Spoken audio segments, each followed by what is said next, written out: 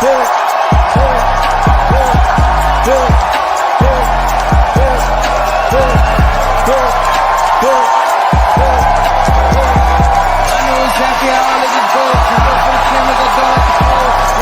up, people?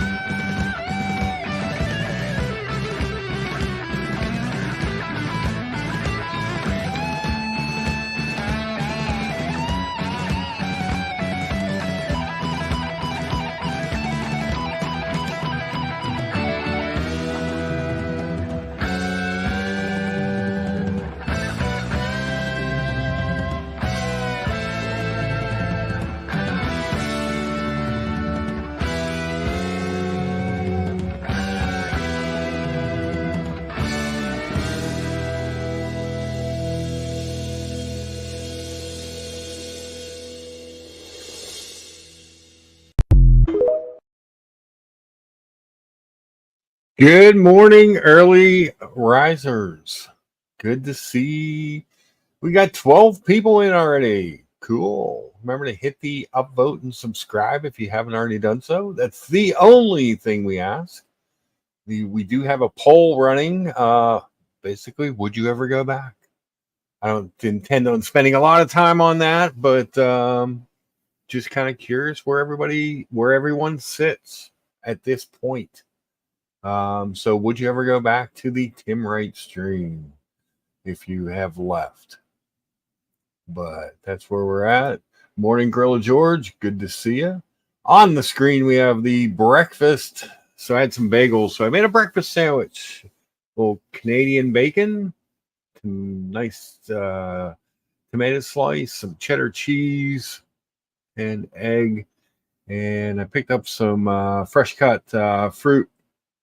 So we got a little fruit bowl with us, a little cappuccino from the Nespresso maker, and some orange juice this morning.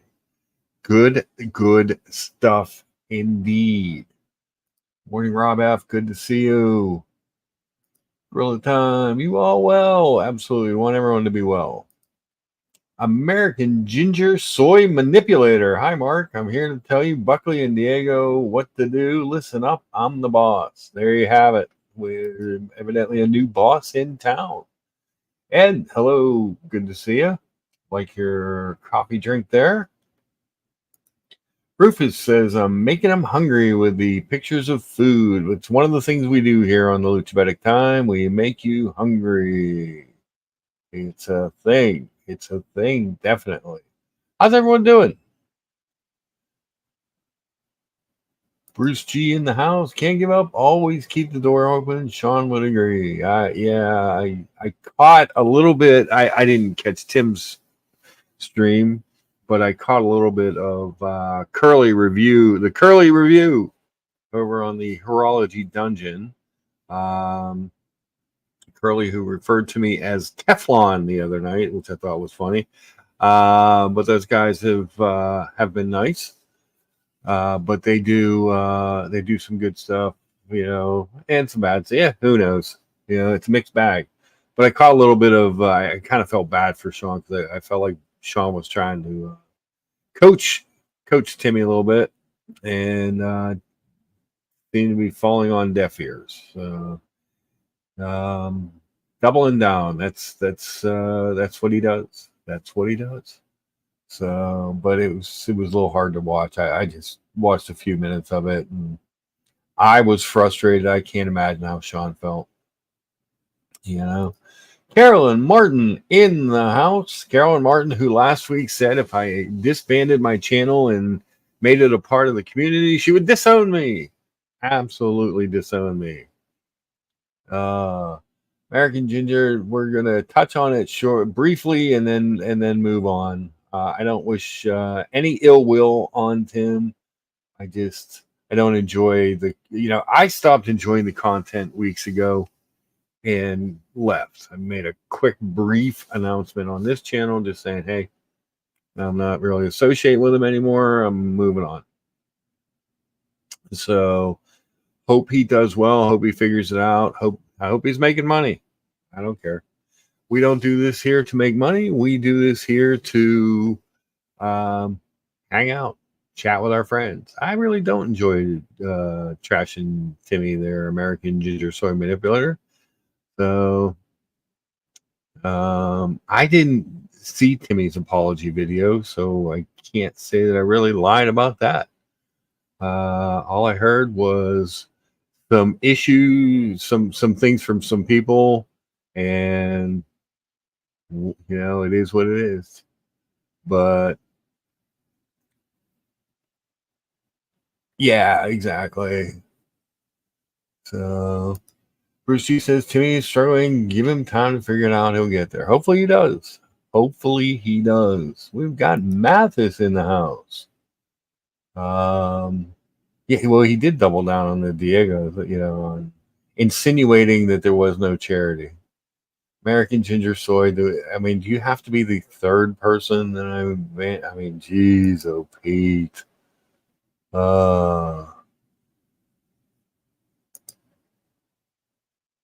Are you? Yes, we like to talk about watches and breakfast. I love to talk about watches. Oh God, sorry, Miss Ginger. We're gonna have to put you in a timeout. Gonna have to let you go. Sorry, buddy. But you can't spam the chat. So Negroni's wrench wants to know where's his wrench. Well, here's the funny thing. For you guys who are new to the channel, I don't have any wrenches. I am my own moderator. So if you get banned or timed out on this channel, you deserved it. So just kind of the way it works. But former Mathis go back to sleep, Jabroni. It's probably Tim or Cam or whoever. I really don't care. Tim is a non-entity to me. I hope he figures it out. I hope he does well, but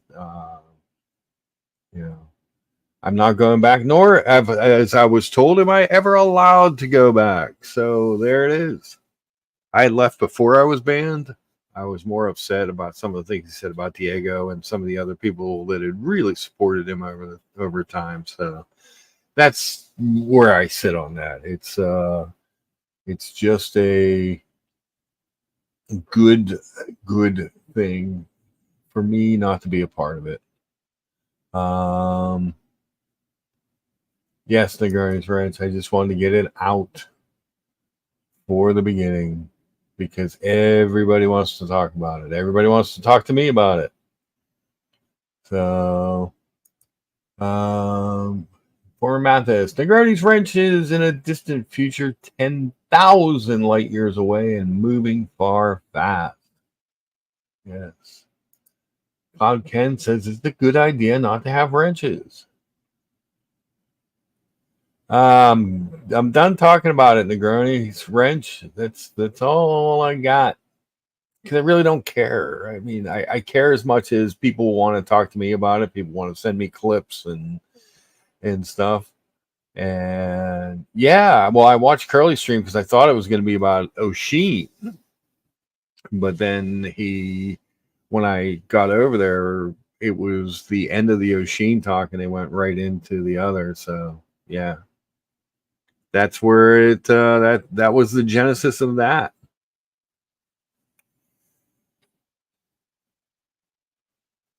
Bruce G says, to wrench or not to wrench? That is the question. Oh, Negroni's wrench. I get lots of messages and I get lots of requests to go on different streams because everybody's curious about what's going on. And I tell everybody the same thing. I really don't know because I really haven't been a part of it. So, like I said, I watched a little bit of that thing last night. Felt bad for Sean. And it is what it is. Former Mathis says, we were thrown away like trash. What do you want us to do? Delete the YouTube app? Yeah. I don't believe he really is. It's funny you say this. After all the work he has done for you, Tim's never done anything for me.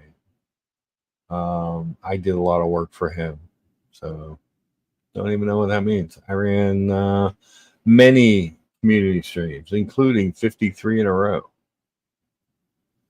So I did my part to try and help his channels. It will only be a short amount of time. Mass walked back. Well, that's why I'll have my channel. You know, I'll have people like Clark Kent coming on the stream. I came to ask you all the questions, sir. You came to ask all the questions about the draft? I came to instigate. No. Oh, man, about the draft? So we talked about it a little bit last night. Yeah, who's that How's speedster? Good morning. I'm good, man. How you doing? Pretty good. I have a little bit of time. Maybe I'll drop in. Cool. Appreciate it. Always good to intermittently. I'm currently I'm kind of moving in between places, and I'm not to the moving truck or someone's pickup truck stage. So I'm shuttling plastic containers, unpacking them, and then reusing the plastic containers. So very nice, very nice. So how far away? I'm en route, so I figured I'd. Appreciate it. On. How far away are you moving?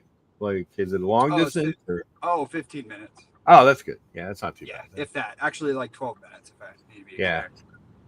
Yeah. What'd you have for breakfast? You probably. Oh, here we go. Well, there it is. No locks. At the screen, see if he has. Yeah, you look at the screen. I basically made a bagel, egg, cheese. You're not allowed to eat bagels. Made a bagel. Well, I mean, I can't eat like a box of bagels. Now, do you do some alternative types of bread, like keto bread or super low carb bread, or? Sometimes I'll do that. This is this was just kind of a regular Market District bagel. It looked good, so I picked up a couple. Every once in a while, you want some bagels. So, I mean, a delicious breakfast sandwich out of it. Who doesn't love that? Yeah, there's really nothing else than an actual bagel that tastes like a bagel. Those other alternatives taste like, sandpaper. Sandpaper and chalk and stuff. So good. Health. Yeah. Yeah. Oh, Lord. But I made a nice cappuccino with my Nespresso machine. Yep, I have a cup of coffee here, which I picked up. And then I have a 3/4 drink C4 Performance Energy. So I'm geared up. Basically, it kind of worked out because I had something this morning. Okay. But because of the weather, so I woke up at 6 a.m. and because of the weather, it got canceled. So I'm making the most. I'm taking the opportunity of me waking up and be like, all right, I now have the next 6 hours open. So. Oh, cool. There you go. Good opportunity to do something productive. So how do you feel about the Chiefs picking up that super fast guy? Oh man, I love it. I love it. I mean, we were kind of projected to do so, I Mm-hmm. thought, but maybe the more recent draft, mock drafts didn't have us doing that. But beside what I love more than getting him, assuming he's going to do well and contribute and not get arrested, not not crash his Not have a horrible car crash career, and run not away and spend all crash his his career, draft money, um, renting. help us win a third Super Bowl in a row. Yeah. But trading with the Bills to get that pick. Yeah, that's always. And then just waiting in anticipation now for the next 2 years to see like what comes of it, so we can look back and be like, "Ha! Look what the Bills missed out on." Right? Yes. No, I get it. But yeah, so I was intrigued by that. The trade of that pick, Yeah. definitely. Speaking of intriguing individuals, Carolyn Martin is joining. Yeah, so the We're not worthy. I need to leave. We are not leave the worthy. show. We're The not show is worthy. Good morning, morning. Carolyn. Good morning, gents. Good morning. Good morning, Carolyn Martin. How are you today? I am well. I just was jumping on to say that I absolutely 100% know that the pens were put in the parcel. So hopefully, Oh, very good, very good. Oh, and that awesome. was done earlier. So I was told they should have arrived, but it is the post office. So That but I was can- BW and the former OC91 auto, correct? yeah, Yeah. correct. Very And cool. one went out to another person. Okay. So that I had promised. So I just wanted to confirm that, so I no longer could be accused of Pengate. Pengate, yes. Pen I gate. was accused by Whole Milk of ruining the watch streams by pining for the IWC Aqua Timer. He said it Wow. was such a horrible watch that it put everything into turmoil. Okay, but that's the truth. I mean, that is a horrible watch. I know. I was like, well, I mean, It's hard to argue. It's hard to argue that. Why do I like Sure. that one? Same reason I have 13 or 14 tutors. Yeah, it happens. I mean, wouldn't like 3 tutors be enough? Like, are they all that different? Like, Well, I also like GMTs. So the thing with the tutors that's interesting is my husband of many years, 40 plus years, he, no matter how many great Rolexes he gets or whatever, he always feels like I just shouldn't be, defacing a $50,000, $60,000 watch. He doesn't wear them very easily. Okay.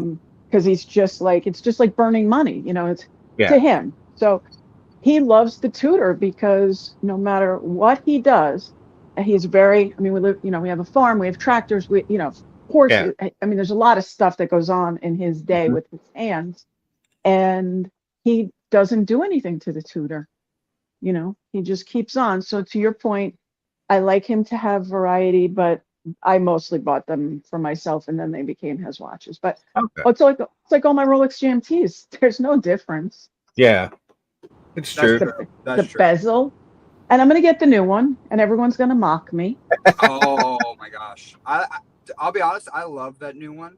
I like it more and more every time I see it. It's kind of funny because it's like I've been trying to get more color into my watches because Submariner, Explorer, just black dials, right? But Yeah. I'm like, oh, if I had that watch, I could like get rid of 3 watches, and it'd That's be a crazy. GMT, and it'd be like I could do that, and then a future gold Rolex, and I'd be pretty much set. You You never would be. know. That's the Well, problem. with Rolex Okay. asterisks. I mean, keep telling yourself that, but it'll never be the end. Okay, that's fine. I'll I, accept that. I'll accept that. I disagree. I disagree. You do. Ooh. I do. I never thought I would. So I gave my husband my Polar Explorer to wear because it just looks so much better on him. Yeah. And I went and bought the extra. Just keep in mind, guys, I need to buy an extra 2 to 3 links I was gonna whenever say, we buy a Rolex. really, yeah. So He makes the- my wrist look small. So he's not a fat gentleman or anything like that. So now No. he wears that every day. Yeah. And in turn, I was like, well, now I need an everyday watch. And I've been wearing my GMT, the all black, the black on black. Mm-hmm. Yes. And, there's just something very comfortable about putting it on just, I don't know how to explain it. It's just, it feels just like when I put on another watch now, it takes me a while to get used to the feel. It hangs differently, it wears differently. I'm starting to like the one watch collection. Okay. Now that could be because I have 40 in the safe. I don't know, but Well, what I like about that watch too is, so actually one of the reasons I like the lefty GMT is not because it's a lefty, but because it has the green. The green is cool. And I this, like the green. it's like I want some Rolex green, right? And so Yeah. this GMT is my black watch that already is part of my DNA, and has that hint of green, and it's just subtle and it's nice. And I have a friend who has that black. Yeah. And it's a nice watch for sure. The green hand and the little bit of green text, just I don't know what it is about that on the black and on the new whatever they're calling it, Bruce Wayne or whatever they're calling this one. There's something about it that just makes it stand out. Right. I'm gonna pull up a well, it also helps that Roger Federer is wearing it already. So that doesn't hurt, if I was a betting person, I say he'll wear. So we have the Met Gala coming up, which he obviously will be at, and I will assume he'll wear the new 1908 with the blue dial to that. Yeah. And his sports, run around town is now the GMT Bruce Wayne, if that's what we're calling it. So pretty much sounds right.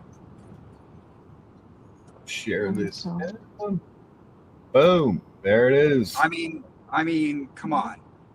It's good looking piece. I mean, it is. It kind of, it scratches the itch for people who wanted the Guinness on stainless, and for people that were still kind of pining for the old black on black. It kind of gives you both those in one watch. Yep. Vimal says, I would get the new Tudor on rubber and buy a 5-link. You can't say Jubilee. It's illegal to say Jubilee. Got to call it a 5-link on aftermarket, and it's a great watch. That the Tudor 5-link bracelet is really nice. It's really nice. I love mine. I wear it more than I thought I would. Now you have the red on red, right? You have the red? The red with the gilt, yeah. Last year's Watches and Wonders release. So they make fun of Tudor for not being able to make a women's watch, and I disagree with that. Maybe so they have the 1926s, which they have that beautiful white linen dial with the blue hands, which I got for my daughter. She loves it. And then they have the 5-link bracelet with the different colors. I think it's technically a Black Bay 58, but it's solid. Black Bay. They make that one in like 3 or 4 different sizes. Yeah. And I got the I went to the event, and I go to a lot of Tudor events because my AD started with Tudor. And they had the 41, and it was actually too big for me. I usually wear bigger watches, but it was too big for me. So then I got the 36, and it was, I think it's a 36. Maybe a 38. I could be lying to you guys. Lying. Carolyn Martin lies. Carolyn, why would you lie? God. Lie. And I don't know watches. She pretends to be. Okay, I'll give you the clickbait. You're the true scammer. You've just been under the radar for years. Oh, you guys have no idea what's coming. You think I'm this nice old lady? You have no clue. They're like, we love Carolyn, and off screen you're like, funny. I'll be. You'll see it all soon, and then you'll be like, oh my God! I'll bring the community together. We should have seen this you sooner. guys, it'll be soon. So, and I love that watch. It's a beautiful, and it's the shimmer in the sunlight and stuff like that is just gorgeous, and everybody comments on it. And the nice thing about that is, if you think about it, you could have a husband who could have a 41, a wife who could have the smaller size, and you both could have a really nice 5-link bracelet, a beautiful watch, and you could have it for less than what, $8,000? Mm-hmm. What color did you get? I got the brown, I think it is, or the taupe. The kind of let's see, like this one here in the middle. When I say I'm a little, Oh, I'm pretty sure it's taupe.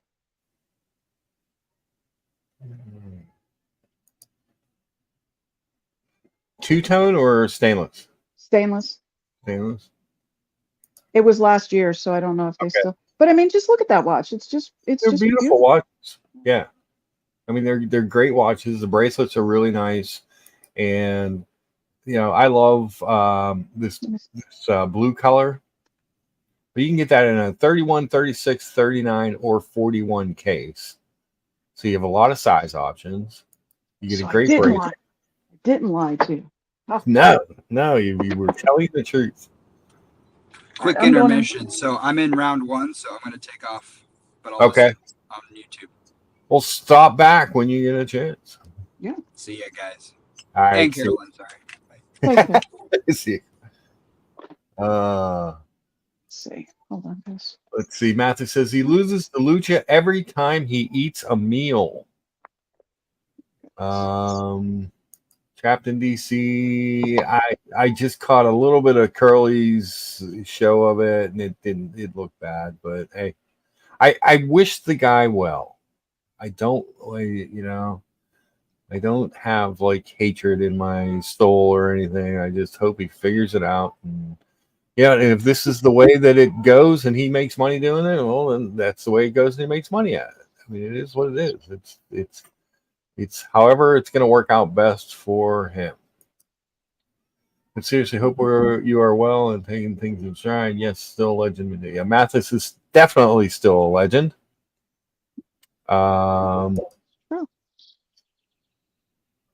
I like the red bezel, Bruce, and I said this on a Colony and I think maybe an OC show. The reason I like the red bezel versus the new monochrome they released this year is that the monochrome really looks like a no date sub. It's almost, whereas the red with the gilt is its own watch. It doesn't look as homage. Does that make sense, Carolyn? It does. It does. I think it's like its own thing. When you see the red bezel, you know it's not a Rolex. It's not pretending to be a Rolex, which I think sometimes is where Tudor gets in trouble, as they try and mimic, the big brother. I agree with that. I agree with George wants me to pull up the monochrome. Mm-hmm. All right, the new release this year. I went in the safe, guys. So let me pull this Tudor out for you and I'll show it to you.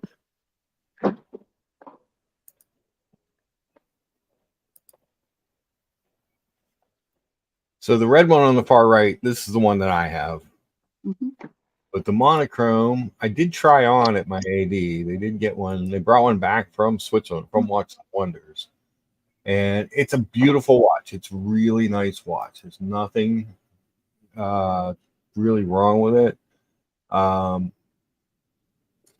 But it looks so much like a no date sub that I prefer the red. And I thought I would like to. Oh, hold on. Let's make Carolyn. Let's see what we got here.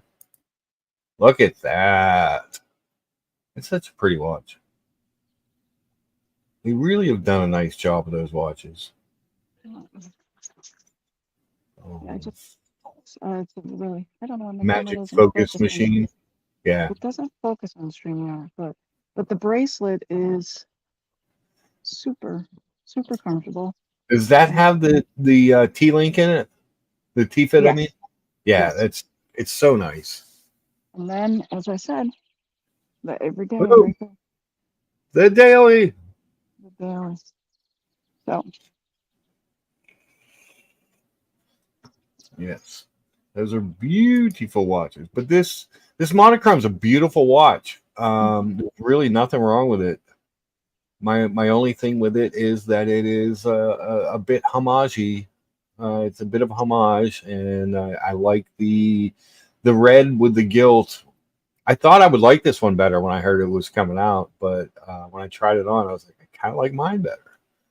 Maybe it's just because it's mine. Maybe I'm just that kind of person. Not really.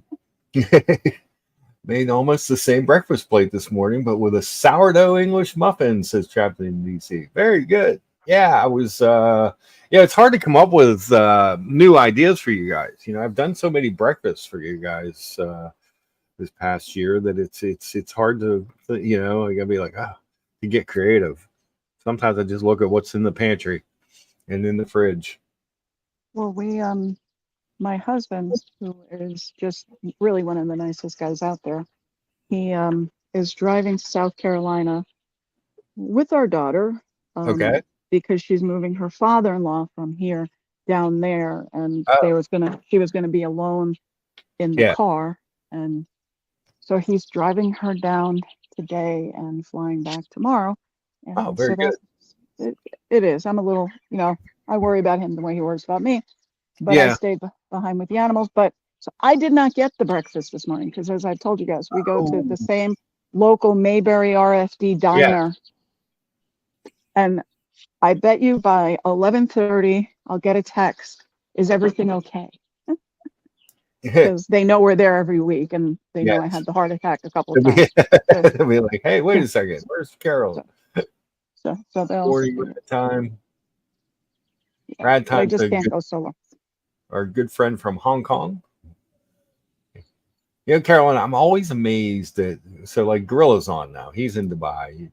There's people all over the country and all over the world that pop in here to look at my breakfast and hear me talk poorly about watches. You're a legend at breakfast. I want you to. I'm going to fly you over, put you up, just to do those breakfasts for a week. Just make you some breakfast for a week. Oh, bro, that's world class. Congrats. I try. Do my best. Hi, Carolyn. Good morning, sir. Yeah, so I have no breakfast. Woe is me. Yeah, breakfast is good. It's good food. Your breakfast is a good mark. Yeah. So you made that. It looked like a restaurant. Looked like restaurant. Oh yeah, I make all those breakfasts that I start the show with. Those are Lucha creations. I always display them. I always display them on the stove. I have a ceramic cooktop, so it's just easier to do it that way. Because I've got dogs and cats running everywhere, and I get good lighting there. But yeah, I mean, this one was not a lot. I mean, it's just an egg with some Canadian bacon, cheddar cheese, and a tomato, and a yummy fresh bakery. Not quite as good as New York bagel, but still a good bagel. Your presentation's tops. That does it as well. I mean, you really. It's all in the presentation. I mean, waking up to that in the morning, you want to get up. Knowing that's waiting. So George, it started innocently enough when Facebook first started, probably like 2007. And one day I was making I was having the family over. So I was prepping a bunch of food. So I took a picture of it, of what I was doing, and posted it. And people started going nuts. And then I posted a post after I put it all together, the meal, and people were going absolutely nuts over the picture of the food. I was like, huh.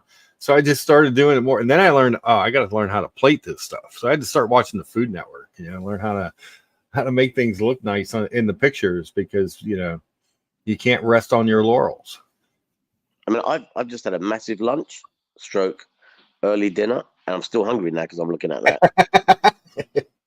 That's bad, Mark. You're bad for my health. You should be banned, Mark. We're gonna ban you. I think I was. I think I was already. Logan Hall says, "Hello, fellows." Logan Hall, another amazing cook in the community. He's the big smoker, right, Logan? He does some smoking. He does Logan. like I've seen him smoke. When he cooks like a steak, and he shows me a picture of it, it's like perfect. It's just I'm very, very impressed. Always good to see MJ. Bruce G, I know. I don't know and understand why they haven't put the T-Fit clasp into the Black Bay 58. Really, all the lines. I mean, it's just They need to start expanding all that and make it across the whole Tudor line. It's a shame that it's not that way. Same thing with the Metos certified movements. You know, you need to start. You know, there's only the ceramic, the monochrome, the Heritage 41 red, and maybe the new pink chrono. Is that the only way you can get the new movement? I believe. That's a shame. I like to see them do things that are a little bit different that kind of stand out from Rolex a little bit and stand on their own. I think you killed it with the red one that you got because it's very hard to get, Yeah, and you got a good deal. I think that's the one in the range that I spotted. I really like. I think you killed it. that was a good piece.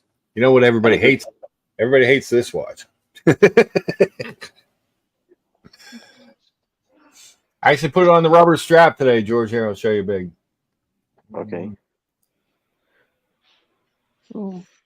Oh, nice. It's got that quick release strap change. It's so nice. It came with the set, with both straps, and it just, You've got quite a really nice undercover collection. You're a bit of a ninja, Mark. You know, I'm a you're coming from behind and slicing up because you got some nice pieces, but you're very ninja about it. I like that. Yeah. Are you suggesting I change my nickname to the Ninja Medic? I think so. I'd hate to be a customer. All of a sudden, I get this invoice. Bang! What's this? What? Huh? What? Look at my watch. Keep your eyes on the watch. Okay, here's my credit card. Yes. Here you go. I'll buy the car. So, But so if I can show you guys. Oh, Yeah. we got Carolyn. Hold on, let me Yes. take this. So my jeweler guy, I was there, and I happened to he knows I'm always looking for watches for younger people, for graduation gift. I'm sorry. Yeah. Can you focus it a little bit? It looks I a don't little know I don't know what's going on. I think it's actually my phone, Oh, because okay. if I use the front camera, everything turns out, or I take a picture, it turns out. But for some reason, when I do this, it does not. Huh. And I have to figure that out because I've just noticed it. All right, you're gonna have to give us a description then. What kind of watch is it? So this is the Rowing Blaze collection from Seiko. Ah, we love Seiko. Yeah. So they came out in these really cool colors, and then they come with an alternate strap that they choose for it. Okay. So, and here's this one. I hope you can see some part of it. It's kind of frozen. Is that just me, or is it? I don't know. Is it going now? No, it's frozen. Okay. Yeah, the Okay, picture's kind of frozen. Sorry, guys. How about now? Any better? No. All right. So we're on the yellow one. You've got it's yellow or orange. Oh. So now I'm off. Let's try it. Same. Can you see it now better? No, it looks exactly the same.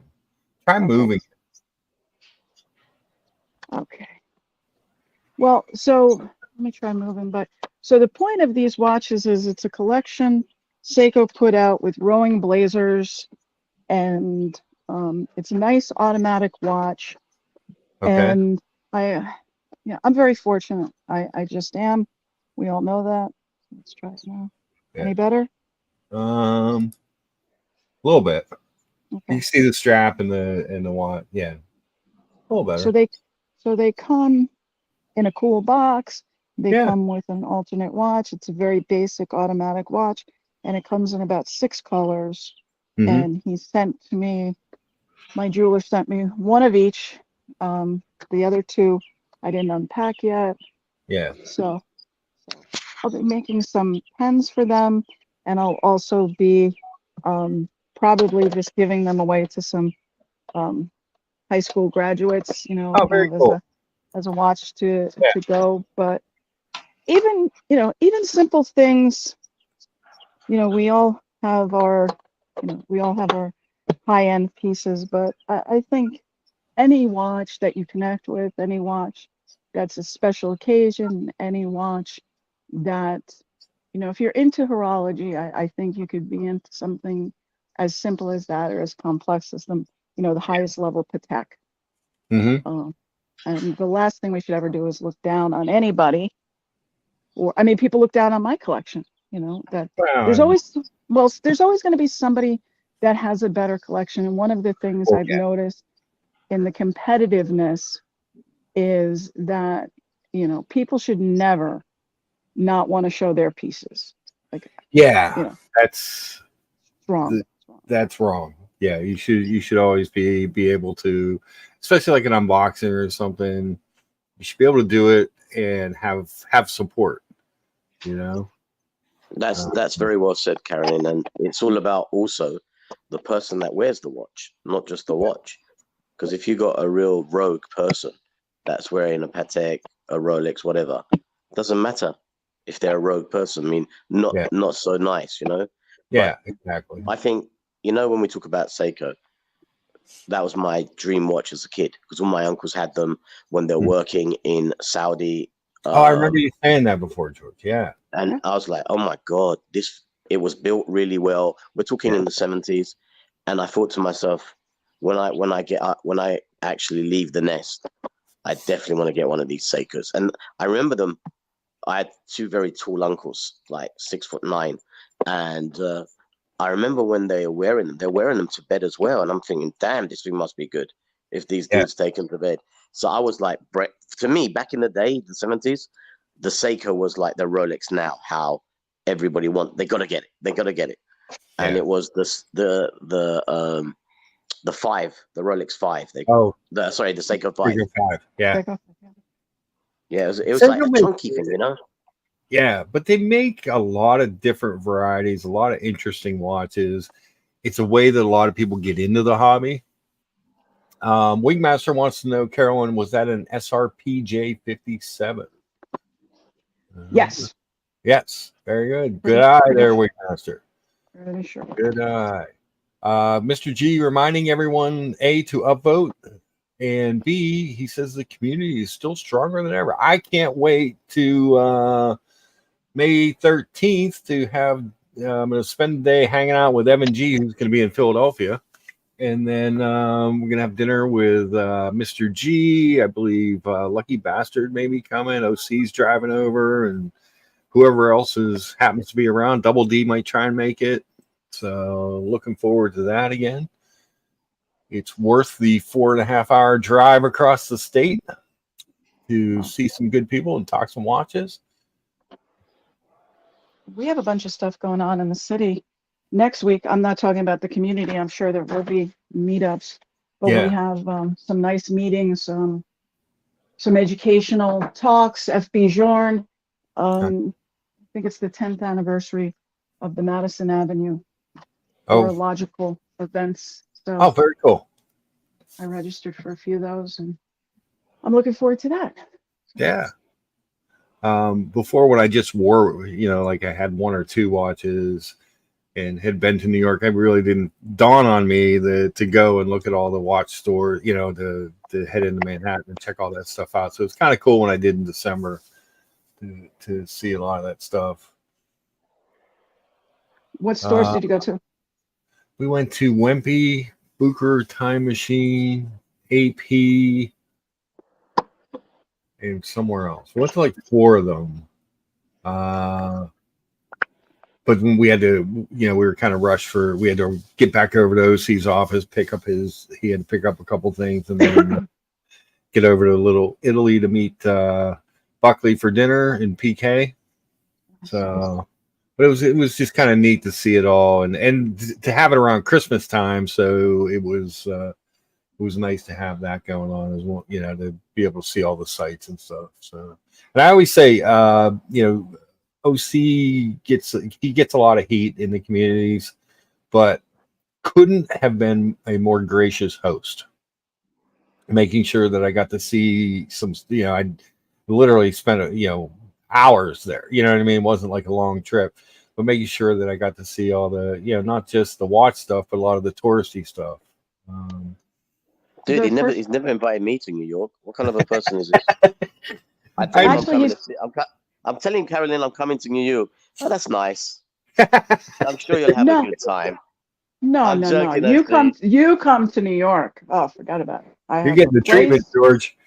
I have extra places, and no, we do it up. No, we do it up. I It's love funny. New The York. first person I met in the community, I'm sorry I cut you off, was Buckley. Oh, Buckley cool. and Tim, and that was interesting because I'm sitting there and I'm going, why am I like how this happened is just a journey that I couldn't explain to many people. But it's like I'm having beers with a total Ukrainian stranger and a like 26-year-old gentleman. Yeah. Not my normal day. And then It I is what think it I is. soon met OC. Yep. I met OC. Yeah. Yeah. So it was actually Oshin that introduced me to Okay. the community. Cool. So Rad Time says, Carolyn, she says the rowing blazer Seiko as a high school gift is brilliant. Thank you. So just to Eli Adams is the jewelry store I deal with. Okay. He knows what I do, and yes, I pay for things. I'm not, but I get them at a significant discount, and it enables me to, be able to Pass the gift on. Yeah. Pass the love And on. Adam has been, he kind of, he's always kind, and he's always, I deal mostly with him with jewels. Now that I have the connection with an AD, Mm-hmm. I think my dad bought my Breitling from him years ago. Okay. But after that, he's like, look, if you can get it from an AD, then you get it from an AD. I mean, why, you don't need me as the middle person. And I think he laughed because he waited 7 years to get his Daytona, the Panda. That's a long time. When was that, Carolyn? Was that when? How long ago was that? Because He just interesting got point it. you're making. He just got it back in December, maybe Wow. November. Yeah, he waited 7 years. Wow. That must have been quite the day. I would have loved to have been there when he got that piece. Absolutely. Quite the day. And it's a piece I fought with. I got a little testy with my AD over that one, or Okay. I kind of was like, listen, I attend your parties. I'm supportive. We have this relationship, and now it's starting to seem a little one-sided. Because I know they got a Panda in, and it went to somebody else who really didn't deserve it. Okay. So, because I knew the person, and I was like, nah. And I said, it was actually my heart attack watch, as I call it. Okay. I survived. It was kind of monumental. Figured it's a good opportunity to get a watch, and needless, they did their. Oh. Carolyn, you there? 2, 3. Yeah, can you hear me? Yep. Okay, we got you back. Yeah. I got the watch within 3 weeks. Oh, nice. Okay. Mathis, you did not approve of this meetup. We did this clandestinely. Who is this? Who is this dude in his image, in his icon? Who is this dude? That's young Daniel Katz. Are you serious right now? Yeah. Are you freaking kidding me? Oh my God, he was a handsome devil, eh? Mr. Katz is a hottie. Yes. Damn. Woo. That's a 130-year-old picture. It looks like it. Did they even have cameras back in the day? It's a hand drawing. It's a hand drawing. Mine's hanging right next to it. I think Daniel and I are probably the oldest people in the community. No.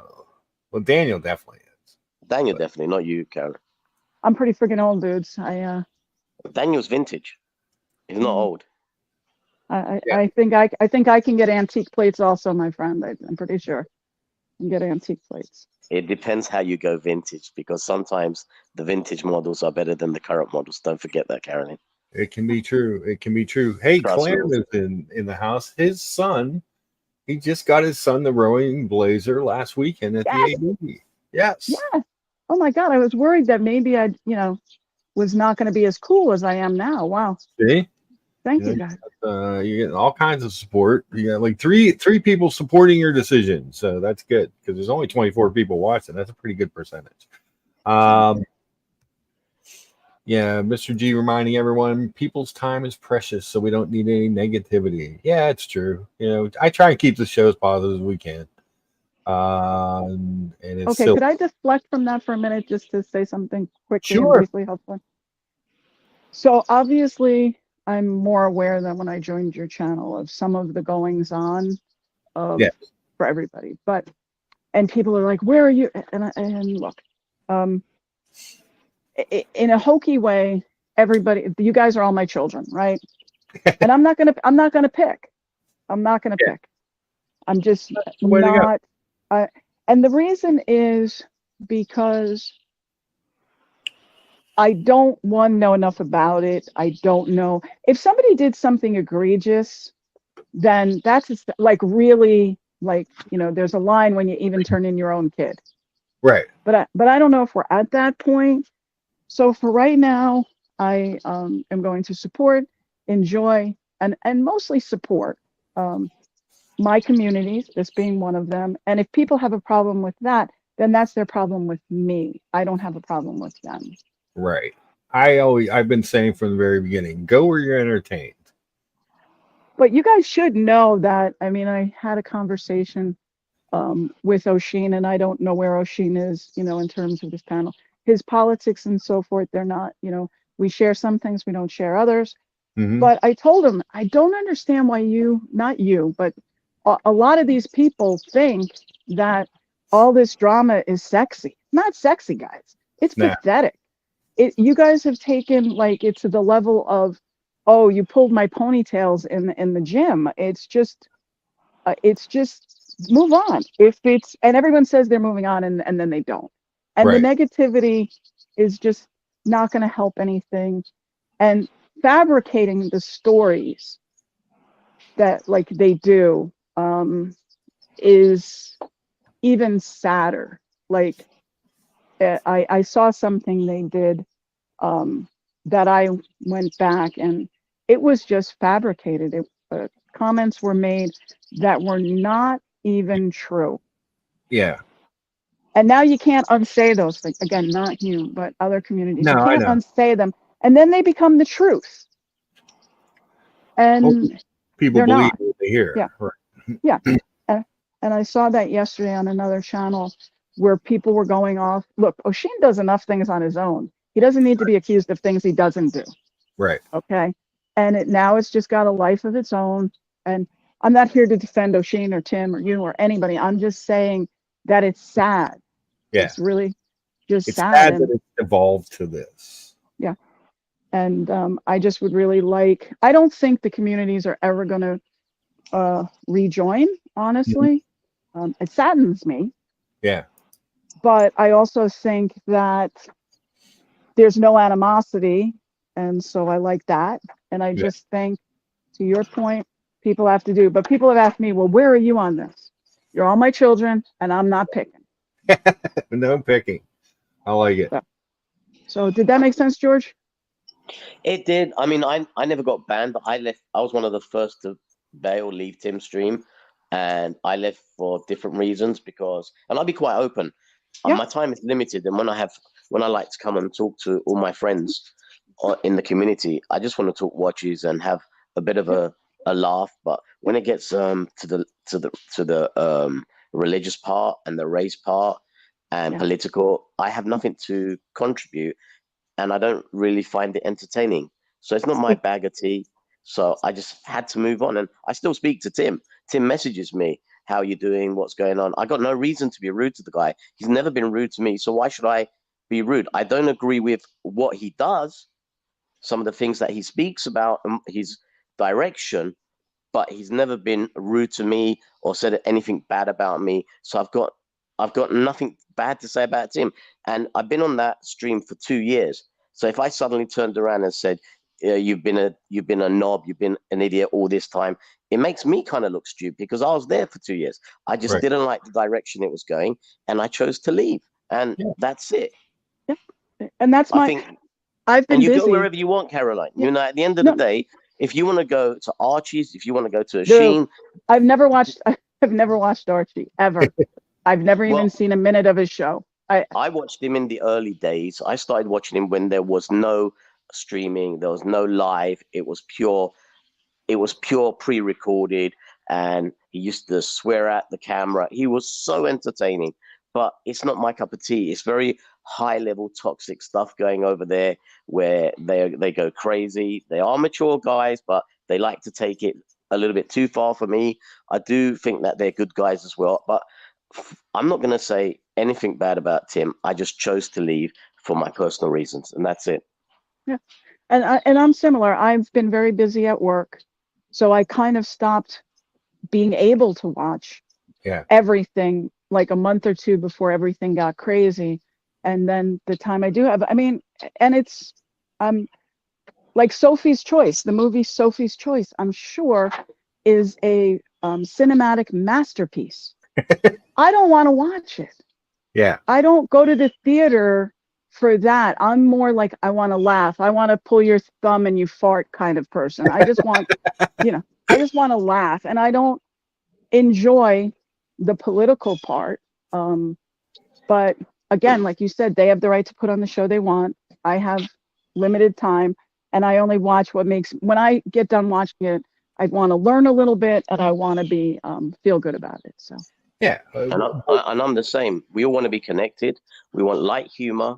We want to learn some stuff because not everybody knows everything about the watch community and what's going on in the watch world. And we're always learning. We're always sharing. We always support each other. But it's to a certain level of being edible. We've got to be able to digest that in a comfortable way. When it goes beyond my comfort zone, and to be honest with you, if I want to watch politics, I'll go to a politics channel. If I want to watch someone being slammed for a whatever reason, I'll go to watch one of those live shows that they slam children and stuff like that for having other children and crap like that. I don't need all that type of drama. And I think Mark is very similar to me on that point. So look, at the end of the day, I do wish and I hope all the best for Tim. And I'm sure he's a fighter. He'll get through it, but whatever he's going through with that. Figure it out. I for me, I just need to keep it easy watching, and still want to be with my watch friends because I'm not going to give up my relationships that I built up for 2 years. Because Carolyn, a lot of us outside of this community do speak to each other on a bi-daily basis. We become friends. So we have to exist somewhere. If it's not there, it's somewhere else, and just take it as it is and be happy. You said much better than I could have, but everything you said is exactly, and I will live up to whether people like it or not. I get slammed on troll channels, which I'm surprised they even know my name, but I get trolled for supporting, all of these shows that are so political and so this and so that. And, I have some outstanding promises with Tim, and I will fulfill those. And, I'm a person of my word. So, and if people want to slam me, that's fine. I'm a big girl. I think, on the other hand, though, as despicable as I am to them, trust me, despicable. I've been called pretty bad things over there. I'm pretty sure if I super chatted them $100, they wouldn't return it. No, probably not. But you should be able to do whatever you feel is right and honor your ethics and your code, because that's how I live. And at the end of the day, remember, most of all, this is just YouTube. It's not the real world. Just have a Coke and a smile and enjoy it. As long as people aren't being rude, as long as people aren't offensive, that's all cool. But if they were to start, plugging at Carolyn or saying whatever, I'd intervene because it's not the right thing to do. But at the end of the day, Carolyn, you should go all over the place, enjoy what you're doing, and that's the most important thing. Who cares? It's only YouTube. It's not the real world. People forget about that. Yeah. Well, I think it crosses over into the real world. I've had some of the people in the community in my home. I've had meals with them, and those are things I value. I've had, lots of good thoughts at difficult times in my life.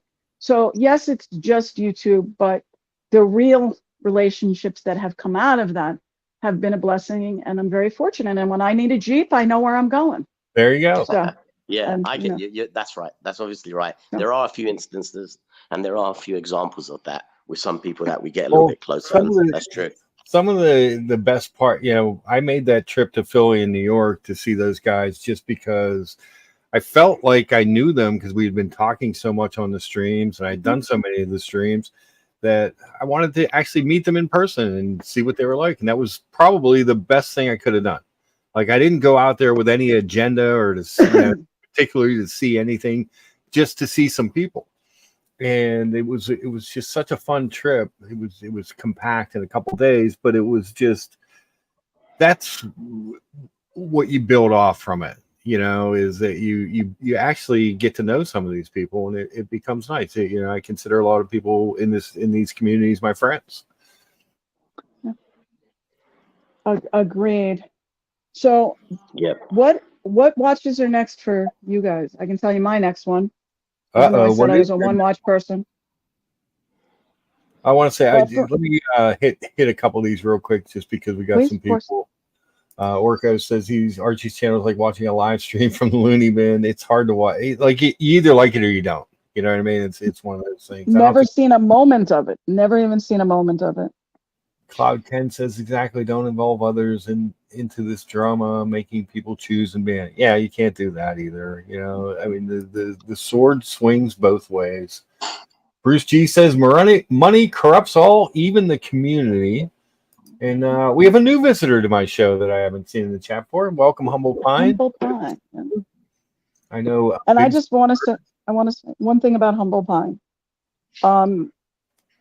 I nice guy. had the privilege of meeting him, sharing a meal with him. He invited a group of us, including Tim and his lovely wife roommate, and just classy, so knowledgeable, entertaining. Just like when I don't know. Well, I'm going to say it. He might probably be upset. I was going to meet with AP, and he let me wear one of his APs. Oh wow! So I had some, cred when I went in. Flex going in. Little flex, and I didn't know him. He just knew of me, and he's. I've seen him on the show now, and I'm just happy that he's on the show because he brings so much to the panel. But there's an example of somebody who's not going to choose, who's going to do what he needs to do to support the people, and at the same time wishing, like I am, for reconciliation, even though it seems unlikely. We can always hope, and I hope, such a privilege to meet him. My hope is that we get to a point where there isn't animosity. Whether there's one show, two shows, three, whatever, I don't care. But as long as if people can just get along. I think that'll happen. That'll happen. I support that. I always call this show kind of a silly show about breakfast and watches at a time when no one else was doing a show and it's non-monetized. It should not affect anyone. You know what I mean? Like this shouldn't, any monetized channel should actually, if you're smart, you support my channel and you say, because I will support your channel back. I will send people to your channel, as I have for a long time. But it's never, it's actually bigger than I'm even kind of comfortable with now. I always wanted it to be around 250 to 300. I think we're like in the 330s now, subscribers. And I'm like, it's kind of, because I like to moderate my own chat. There's no wrenches. There's no, it's just, and it's basically me talking with you guys and talking with the chat. Yep. And I will say that the next time Humble Pine is on Tim's channel, I will probably jump on for my own enjoyment. Nice. Oh no, this seems like it might be nice. Carolyn is a genuine human. No egos, no ulterior motives. There are many like her here. Unfortunately, they get drowned out sometimes by all the BS. No, that can happen. That can happen. thank you for the and but part of that, and you know, and again, I'm not here to defend or attack anybody. Part of the problem on Tim's channel is there's so many people, and his chat moves so fast. I've hosted that show a few times. It's much harder to host Tim's show than this show, or even the community channel, because It's a lot faster, right? Everything's it's a happening lot faster, faster and then pace. and you have a lot more trolls, and you have a lot. You know, there's a lot going on there, which is one of the reasons I kind of like a small channel, because you know I can kind of control it and such, but and interact easier with it. But it's a it can be a little much, you know. You know, he's good at live streaming. There's no doubt about it. We may not always agree on the subject matter, but you can't say he doesn't have talent. And I don't dislike him. I dislike what happened, but I don't dislike him as a person, if that makes sense. Does that make sense? Perfect sense. Perfect sense. Yeah. I don't think anybody dislikes Tim. Yeah. There's no one in the community, right? Out of everybody that left or whatever the situation, there's nobody that I've spoken to, he's an asshole. No one. Yeah. Everybody agrees that his direction is not for them. And that's it. So nobody's gonna slam Tim. And to be honest, if someone says he's this, he's that, to his detriment in a bad, slanderous way, I'd say, well, hold on. You were there for 2 years. He wasn't a dickhead then. Why is he now? Right. But he's just gonna find his way, you know, and I hope he hears all of us speak, and I've only tried to help. I've spoken to him many hours, tried to lead him to a good way, but he wants to do it his way. It's his show. More power to him. If you don't like something, you can just leave. Right. Period. So again, you know, I don't think anybody hates him, but I just think people gotta like let him be. If you don't like him, if you do like what Tim does, support him. Yeah. Simple as that. That's all. You know, a lot of people talk about Humble Pine. I've never met him, but much like Carolyn Martin, no one's ever told me a bad word about either. You know, Humble Pine is next level. He's next level because he's smarter than I am. He's just next level. Next level guy. Well, that's good. Those are the kind of people we want to keep in the greater community. I'll call it the greater community. How's that? And just real quick. So at this dinner, I'm a vegetarian, and I would never. I'm one of those vegetarians that, you know, it's not about me. I have, you know, a leather furniture and things. So it's just a choice. My mother was a horrible cook, is the problem. But you know, Humble Pine, we were in a barbecue place, and he got wind of, and he just very quietly, like most people call me out or, you know, make a big deal about it. He didn't. All of a sudden, these nice people were bringing me vegetables and all of this amazing Korean food. And I just was like, wow, thank you. Like, thank you. Because most of the time, you guys, I hate to say it, and I do speak to the community at large, it's always a steakhouse. And it's just, you know, not my, Oseen laughs at me. He'll be like, oh, let's go to, and I'm like, yeah, steakhouse, I get it. But it's not about me. And you guys, your night out, you should enjoy. But he just did it in such a classy way that I was impressed and appreciative.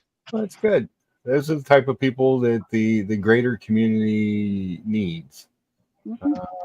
Humble Pine says, haha, more like school on Christmas. No class. No, that's not what I heard. That's not what I like that. That's good. Mr. G says, so many good people in the community, very grateful. Yes, Mr. G being one of them, one of the nicest people I've ever met. Just you know, called me out one day for not driving across the state to go, you know, why have you not come to Philadelphia to visit us? He said one day on the stream. I'm like, good point. Guess I should plan that. And you did. And you did. Yeah, it was a good time. The original OC is in the house. He says, good morning, all. Oh, hold on. Yeah, this Magic Mouse. I got a new computer, Carol, and a new microphone. I figured I'd do a little bit better presentation for everyone. So people and I'm going to work on my camera. Now, I didn't say anything good about OC, correct? No, absolutely no, not. Good, because I don't want to be caught lying. This is the best place for positive Sunday morning watch talk. Well, we do our best. We do our best. We got George Varghese in the house. George. Love George. I love George too. Yeah, amazing collector, amazing guy. Shares a lot. You know, we got a problem because if George jumps on, I got to jump off. It's illegal in the watch community for The us dual to both George. be on the same panel. You know that, right? There's a $1,000 fine. Oh, it's the same thing in the British information you don't need. So Catherine and Camilla and Charles all have C's. So that's why, if you're wondering, Princess Catherine changed her C to a K. I didn't know that. See? Yeah. That's why she's Kate with a K. Huh. I didn't know that. I didn't know that either. Yep. Damn. I'm full of Learning useless every day. information. We're learning here. Rad Time says, too many subscribers. Want to moderate the chat yourself, Lucha? Okay, we'll type slower. Thank you. That does help.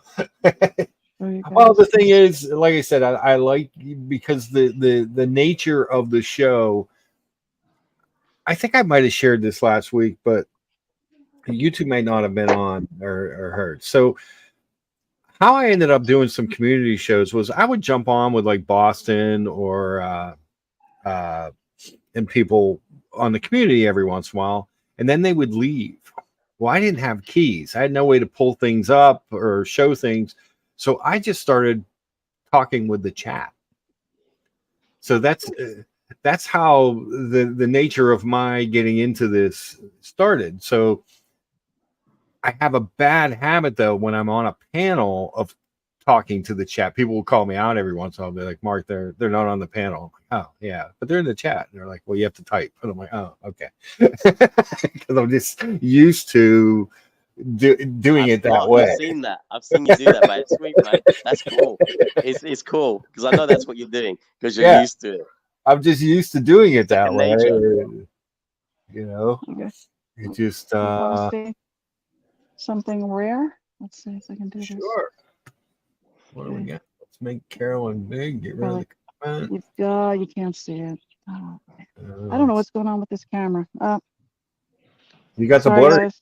You got a case of the blurries. Well, what is it? It is a very large, very antique sapphire. Oh, it really does stink that you guys can't see it. Let's see if you can see the big guy. I have a function to go to, so. Oh wow, I have to find out what's going on with my camera because this is ridiculous. Sorry, guys. all right. Super chat to upgrade Carolyn's camera.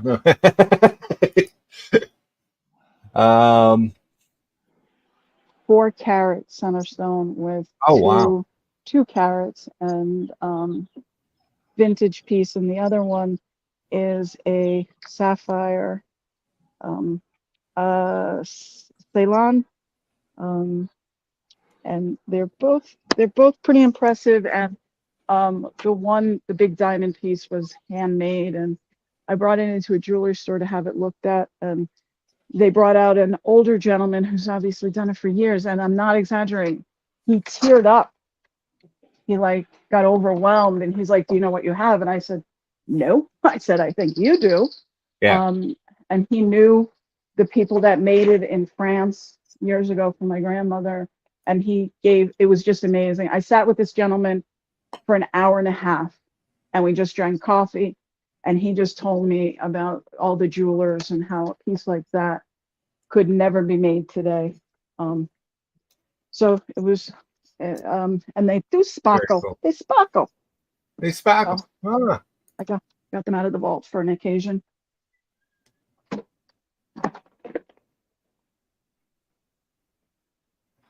Always good to put shiny stuff on Caroline when you're going out. It feels good when you're going out to a nice event. Good. That's the nice thing with the watches too. It feels nice to have wearing a nice watch. You know? That's how women flex. We don't flex with watches. Like I have very wealthy friends, and they've never said to me, "Oh, your Rolex is beautiful." Yeah. Yes. It's all about the diamonds and the jewelry. It's all about the diamonds. Yeah, I mean, you know, I think whenever I go out, it's very rare if you're going out with people that aren't watch people. They're not into watches. You could have a one of one, whatever. They don't really care. You know, it's weird. I mean, if we all go out, it will be chaos because everybody talking watches, looking at watches. But in the civilian world, not everybody cares about watches. Yeah. So that's why they do that, Karen, because the diamonds are so impressive, shiny. They are shiny. Rufus says, hearing about and seeing the meetups is the best part of this community. It's great seeing people positively enjoying themselves in the hobby. I agree. I'm very excited to meet Evan G, because he's one of the most interesting, intelligent, and funny people I've met. You know, online. He cracks me up in a good way. So very excited that he's going to be there. And Small G, one of the nicest people. Double D couldn't have been more of a gentleman. OC couldn't have been a better host. I'm hoping Tony shows up and maybe whoever else is around. I mean, it's just a good time. It really is. He's a good time. I think, Caroline, if you can make it, you should try to reach out, come into Dubai for the watches show. Oh, Dubai. Dubai scares me. Why? I know that's terrible. Culturally, my friends have. I've actually turned down trips to Dubai. I don't know the culture, and I wouldn't want to accidentally disrespect somebody. Okay, let me help you. That's a common analogy. Many years ago, in the 90s, I would agree that's how things were. But now, there's alcohol in most hotels. There's alcohol supermarkets, which was forbidden. It's so westernized. And that saddens me a little bit. Yeah, it is, but that's the way the world's going. But it is. There is no offending anybody. The only way you would offend someone is the way you'd probably offend someone in New York if you slap someone. The usual things, but it's quite laid back, and I think people are surprised. Okay, I have a question. DC, Carolyn's camera work and internet signal makes so much sense. I think that's a joke, but I'm not sure. The joke is that the more affluent you are, the worse your internet and camera work is on the streams. Okay. That's been a long time joke. Okay, thank you. I get a lot of shit like that as well, Carolyn. Don't worry about it. And the thing about Dubai, so when I had the privilege to live in Barcelona for a while, and my parents were immigrants. My mom was a Brit and my dad was Italian. But so when you go into a store in Barcelona, you always say hello and bye, even if you don't buy anything, even if they didn't help you. So that was one thing. But the thing I didn't realize is they have bags for you to put your produce in the markets. Mm-hmm. But so you see a bag and you see produce. Wouldn't you think they want you to put the produce in the bag yourself? But yeah, no. They have to put it in for you. They have to put it in. And it was a big, and then the other mistake I made is this gentleman, I would take the dogs for a hike every morning and I would see him and I would say hello to him in Spanish and not in Catalan. And I ruined it the one day and he basically gave me shit. It's kind of funny. He gave me shit until basically the week I was moving. And I always said good morning, no matter what. And I eventually said it in Catalan. And I was leaving, and he finally said to me, well done. He gave me a well done. Because I never stopped saying hello to this jerk who wasn't going to say hello back and was going to give me that same, snarl. But I didn't quit. And he said, well done at the end. Okay, that's good to know about Dubai. And I love Dubai. From what my friends tell me, they tell me it's amazing. Yeah. Everyone there says it's cool. very Mr. interesting. Federer used to train there. Yeah, he used to train in Dubai. Yeah. For tennis. Yeah. So I'm gonna address this really quickly, and I don't want this. I don't want the show to devolve into this. Because Wigmaster, who I like, said if we're supporting anti-Semitism here, he won't be a part of it. And no, I don't think that is the case in any stretch of the imagination. But people are free to support who they want, and I can't stress this enough. If you like Tim's show, go watch Tim's show. It has no effect on me or really anybody. If you like the Horology Dungeon, or you like Archie, or you want to go watch the new OC show, which is kind of fun and watch talkie, or the new Colony, which is fun and watch talkie, whatever you like, support. But there's there's no hate here ever. Can I ask a question to Mark? And I just want to, and I'm not saying I support that tone at all, but I do have a question for everybody. Just self-reflect. Mm-hmm. Do you like a person, anybody in your life, for one of their beliefs? Right. I mean, do you just like them for the one belief? It's funny you say that, because I had a conversation with my mother last week, and she was upset because she had gone to lunch with a dear old friend of hers, and she said, I never realized how racist she was. And I was very uncomfortable with some of her rhetoric. And we had a long conversation about it, because it was a thing that she needed to decide if she wanted to spend time with that person anymore because of how she felt.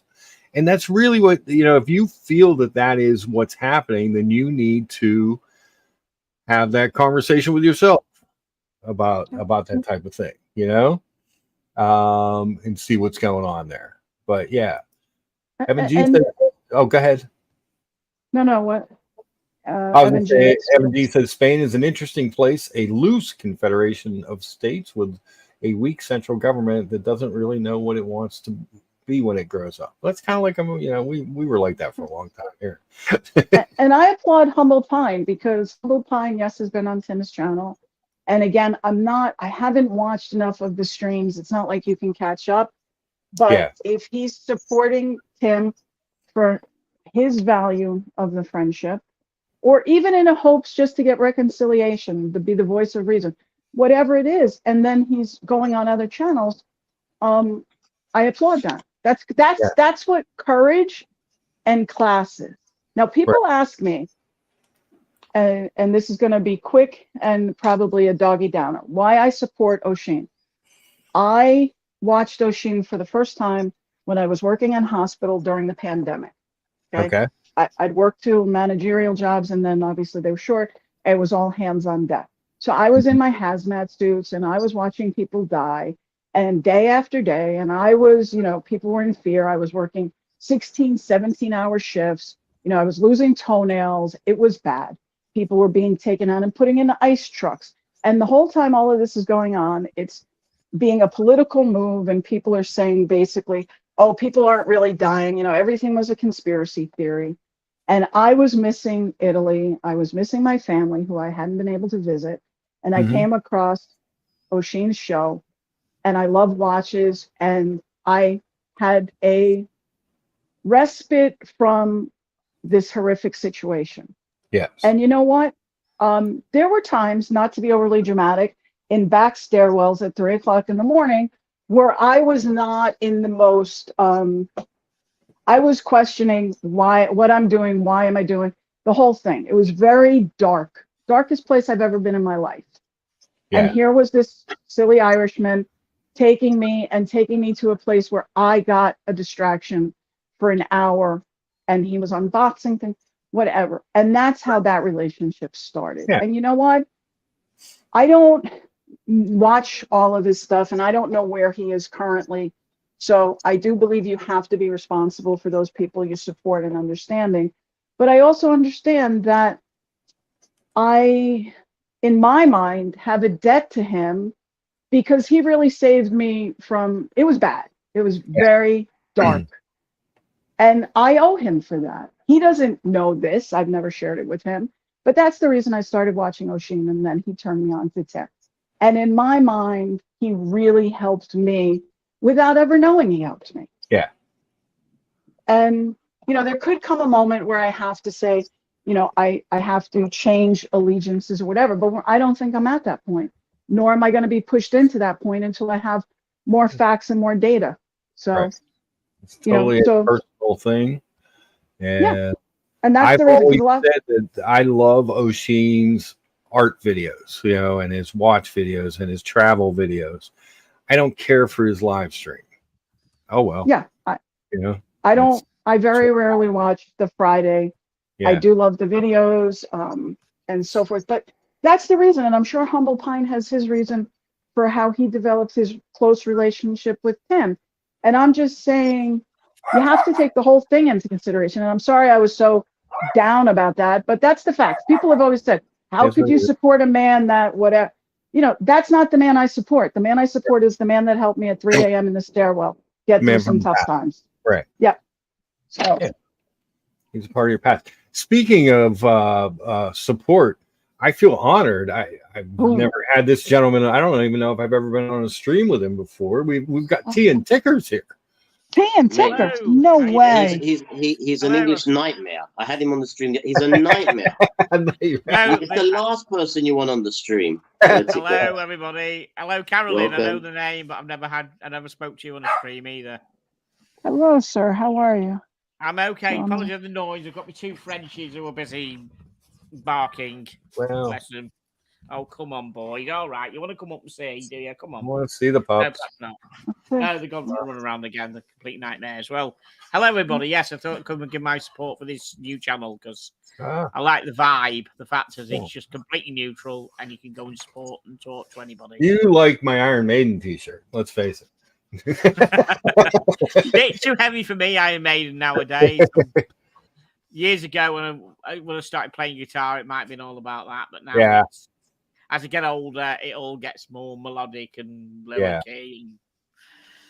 And I haven't cranked an electric guitar up for bloody months, actually. It's usually acoustic. So, how is everybody? All right? We're doing well. We're doing well. That's good. Matthew sent me the link, so I knew you were on. Cool.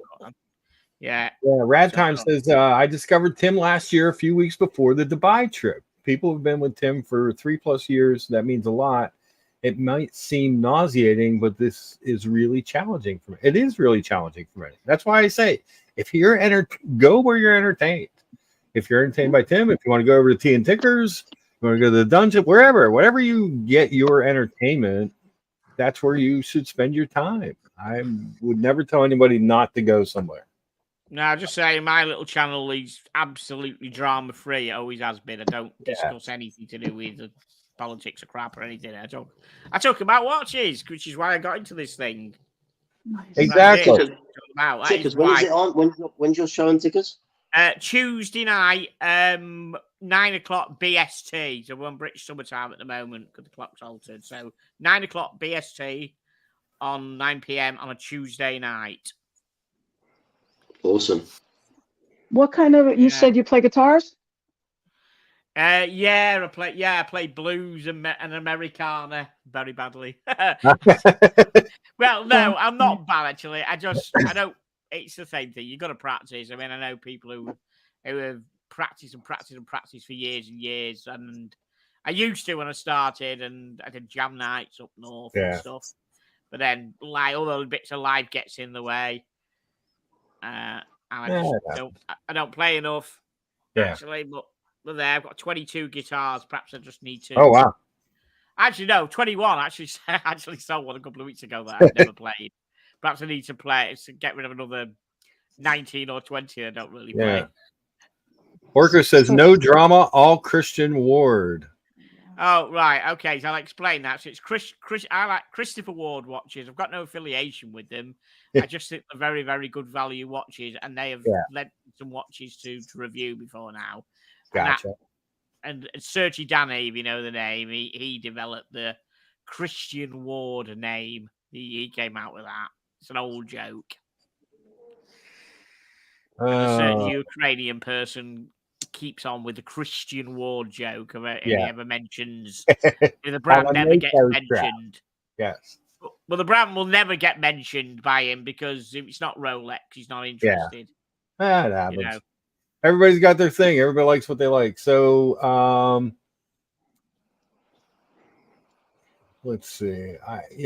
Again, I'm not trying to make this about this, and Carolyn, I don't want you to be uncomfortable, but No, but I will answer Dirk real quick. I believe what you said was he got you through a bad time. Yeah, and not that's live chats. Those were his Right. video days. So to Yeah. answer your question, I don't know, but so I don't know the answer to that, Dirk, Diggler, nor have I ever. I'm just saying that I watched his videos watching around Venice, a place that's near and dear to me, and he helped me. So at that point, there were no super chats. So, and no, he didn't do it for me. I'm just saying, that's how I started. So. Yeah, I mean, it's just, and to DC and LV's point, he says the best thing O'Sheen could have done was to keep doing vids about watches. I watched most of his stuff as well, regardless of his political beliefs. His personality traits are less than desirable. Yeah, like I said, I don't watch the live stream because there's a lot of stuff that's just not my thing. But the travel videos, the watch videos, I mean, the guy has talent. You can't take that away. Come on, Dam Busters was brilliant. Yes.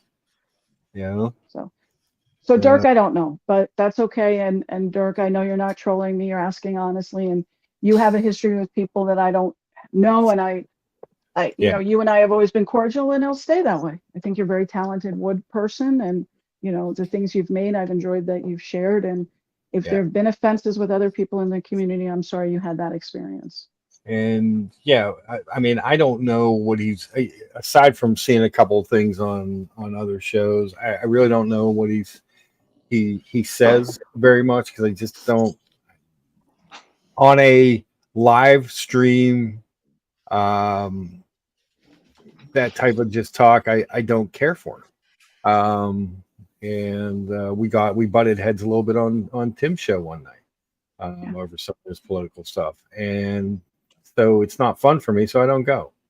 And that's how I vote. You vote with your dollar and your viewing. So. Exactly. Agreed. Carolyn, are you coming to London, love? I'm so busy with work. I'm not sure, but hopefully, I haven't officially said it, but I guess I'll officially announce it. Apparently the goal is I am retiring. So. Yes. Oh right. Yeah. So could you be there in London June the 15th then? There's a possibility, because I also had 2 weeks planned for holiday, and I know I need to be. That would be, that'd be amazing, mate. Yeah, just get everybody there. Just need everybody, YouTubers, to be there, don't we? My mom was a Brit, so she would be thrilled. Yes. And thank you, Dirk. So thank you.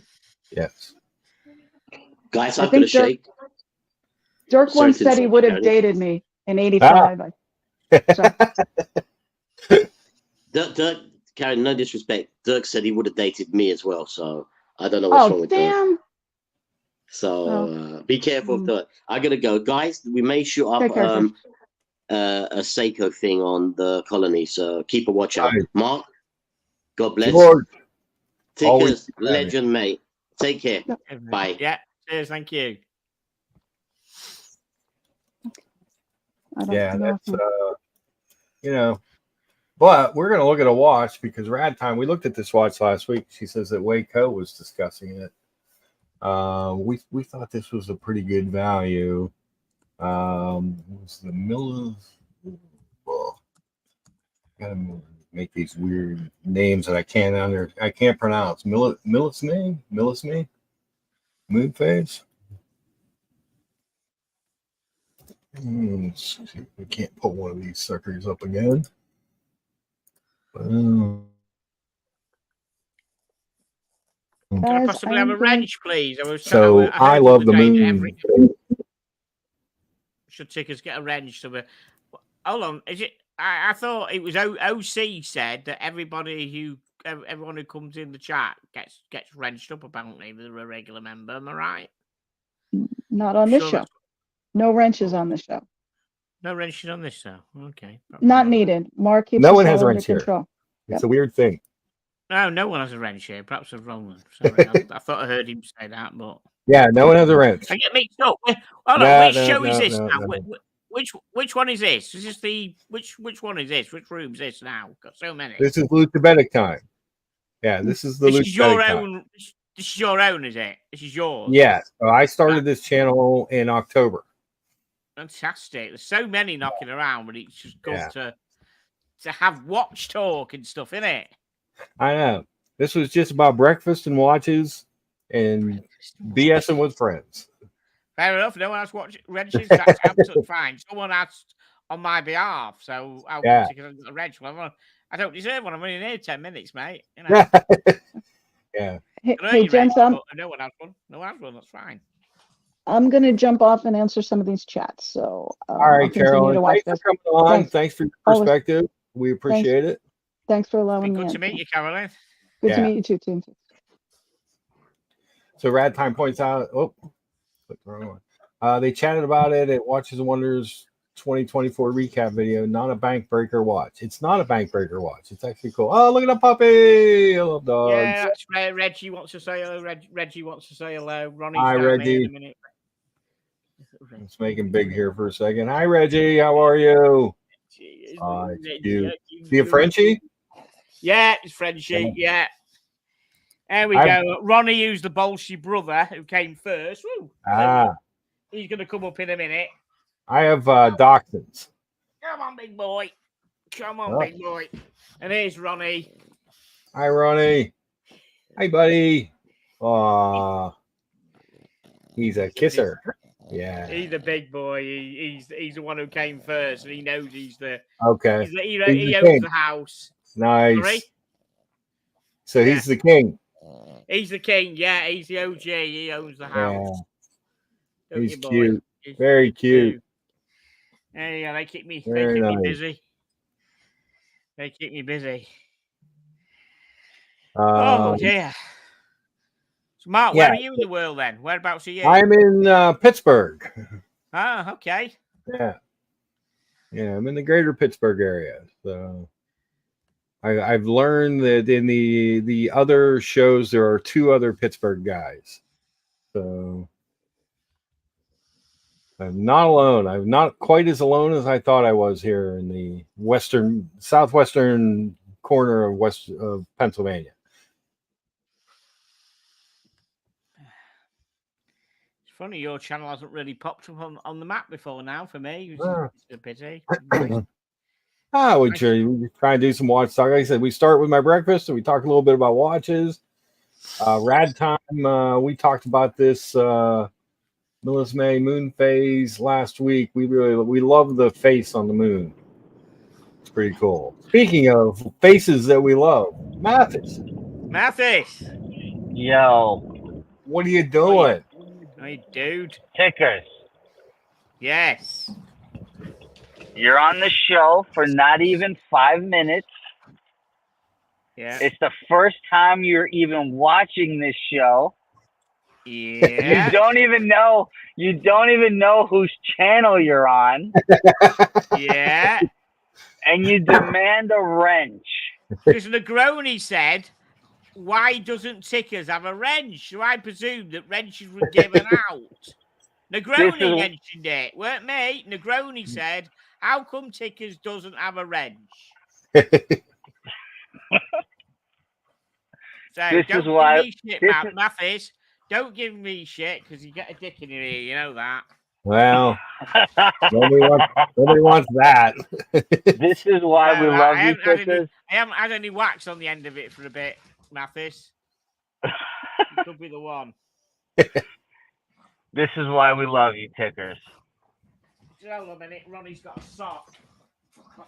I'll go. 2 seconds. Talk about yourself. Captain DC says he lived in Pittsburgh until he was 7, back when the sky was brown to black on a sunny day. Yeah, back when the mills were going. When the steel mills were going, it was a little dark around. But, really? It really was? Yeah, really was. Yeah. There we are. Yeah, so there you go, you see. Thank you. You know me, Mathis. I'll stick up for myself, mate. You know that. Yes. Oh, of course, Tickers, of course. Rad Time says Tickers is going rogue. He's so I love him. Dirk, put me on a bit more, mate. 4'11". I'm actually just slightly over 5 foot. Come on. Dirk, he's 4'11". He's 4'11", but when you haven't got many inches, every inch counts. You know what Everyone I mean? counts. he's 4'11", but he's got bigger balls than both of us, Dirk. I am over 5 foot, God's sake. Yeah. My watch channel says Tickers is a character that's grown on me over the years. See, you're growing on people, Tickers. Thank you very much. I just say it as Mathis will tell you. I just say it as it is. I just straight from the hip. Because they have an English expression where they say that if somebody doesn't get to the point, they're going round the houses. Yeah. You know what I mean? They're going round the houses. So I say, why go round the houses when you can go through it? Yeah. Straight through the middle. Absolutely. It is. So what's going on over there across the pond there, Tickers? What do you got going on today? Oh, well, I'm just chilling with the dogs. The dogs are on zoomies a minute and running around like complete fucking idiots, like sometimes they do. The weather's crap. It's been raining. It's on and off. It's horrible. Isn't that the normal over there? Oh, sometimes it can be nice. We get 1 day of summer. 1 day of summer. Oh. So I've just been on a bit of a rabbit hole with watches online, like you do, different stuff, different pieces. You know, I'm always on a rabbit hole with watches. Nightmare. Yeah, it's all good. It's all good. We like it when it's good. Hey guys, don't forget to hit that like button and upvote the stream. Yes, definitely. We don't ask you for anything except for a subscription and an upvote here. No money. And we just kind of hang out and chat. So do you guys have any thoughts on this watch that I have up here? This Raymond Weil moon phase. How much is that? A lot of money. I don't think it's actually that much. I love the face on the moon, though. That's the key to the watch for me. I like it. Let's see if we can't find the price on this bad boy. I want to say it wasn't super expensive. They make the non-moon phases. Those are like $1,800 retail. Okay. They're in stainless. This one's in rose gold. Why don't they give me a price? Well, these watch websites are the worst. First, they always want me to eat cookies, and I'm a diabetic. So that's no good. And then they're always trying to... They won't give me the pricing. Rad Time, do you remember what the pricing was on this? Why do I want to say it was around 35 to 4? I can't remember. I can't remember. And it's not telling me. It's not giving me the information I need to give you the information you're asking for. So Carolyn Martin was asking what watches were on everyone's radar. Do you got anything on your that you're looking at there, Tickers, or thinking about getting? Oh, I've always got stuff on my radar. Because I've got a friend who has gifted me a few watches in the past. I've now ended up with 6 Omegas. Oh wow! I know, which is nice, but there's always more Omegas to be had. Yeah. I like the No Time. I like the No Time to Die. I love the No Time. I like that to watch. Die. Yeah, Really I think that's a cool looking watch. But I also like other oddball, military and space kind of watches as well. Okay. So there's always bits and pieces I'm looking at. Not necessarily stuff that you'd understand why until the significance of it. You know what I mean? I like the way that the military and like the space astronauts and that they don't wear a watch because of its status. They wear it as a tool. Yeah. They wear it because it just works. Because it works, right? Rad Time says you think this one's around 2.4K, but that still has to be confirmed. Okay, so it's the whole line. It's a good looking sector dial series. Speaking of sector dials, I can't stop looking at the Omega. Speaking of Omegas too, the Omega CK859. Every time I see one pop up on a website, I'm like, oh, I like that watch. That's a limited run, numbered edition. They did it for not even a whole year. Just buy it. I Just don't ask see, there you questions go. next time you see it, right? Just just buy it.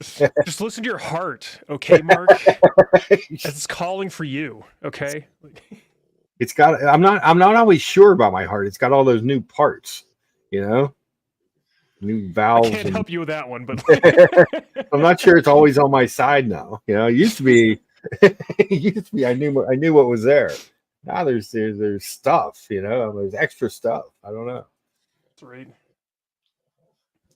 Man, Raymond Wild. It's the interesting brand. They're the like. If you want to get somebody a gift for a graduation, and nobody knows anything about watches, you buy a Raymond Wild. That's they're just true. in like every jewelry store.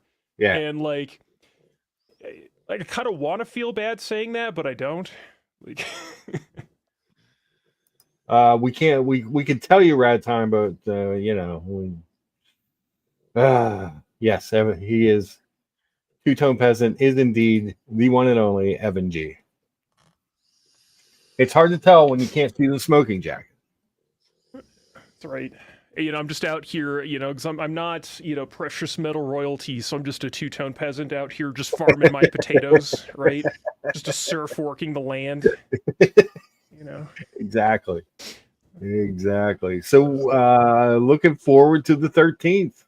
Yeah, it should be fun. I know it's only like 2 weeks away. I know, right? It's fucking wild. Yeah, coming up quick. You guys might appreciate this.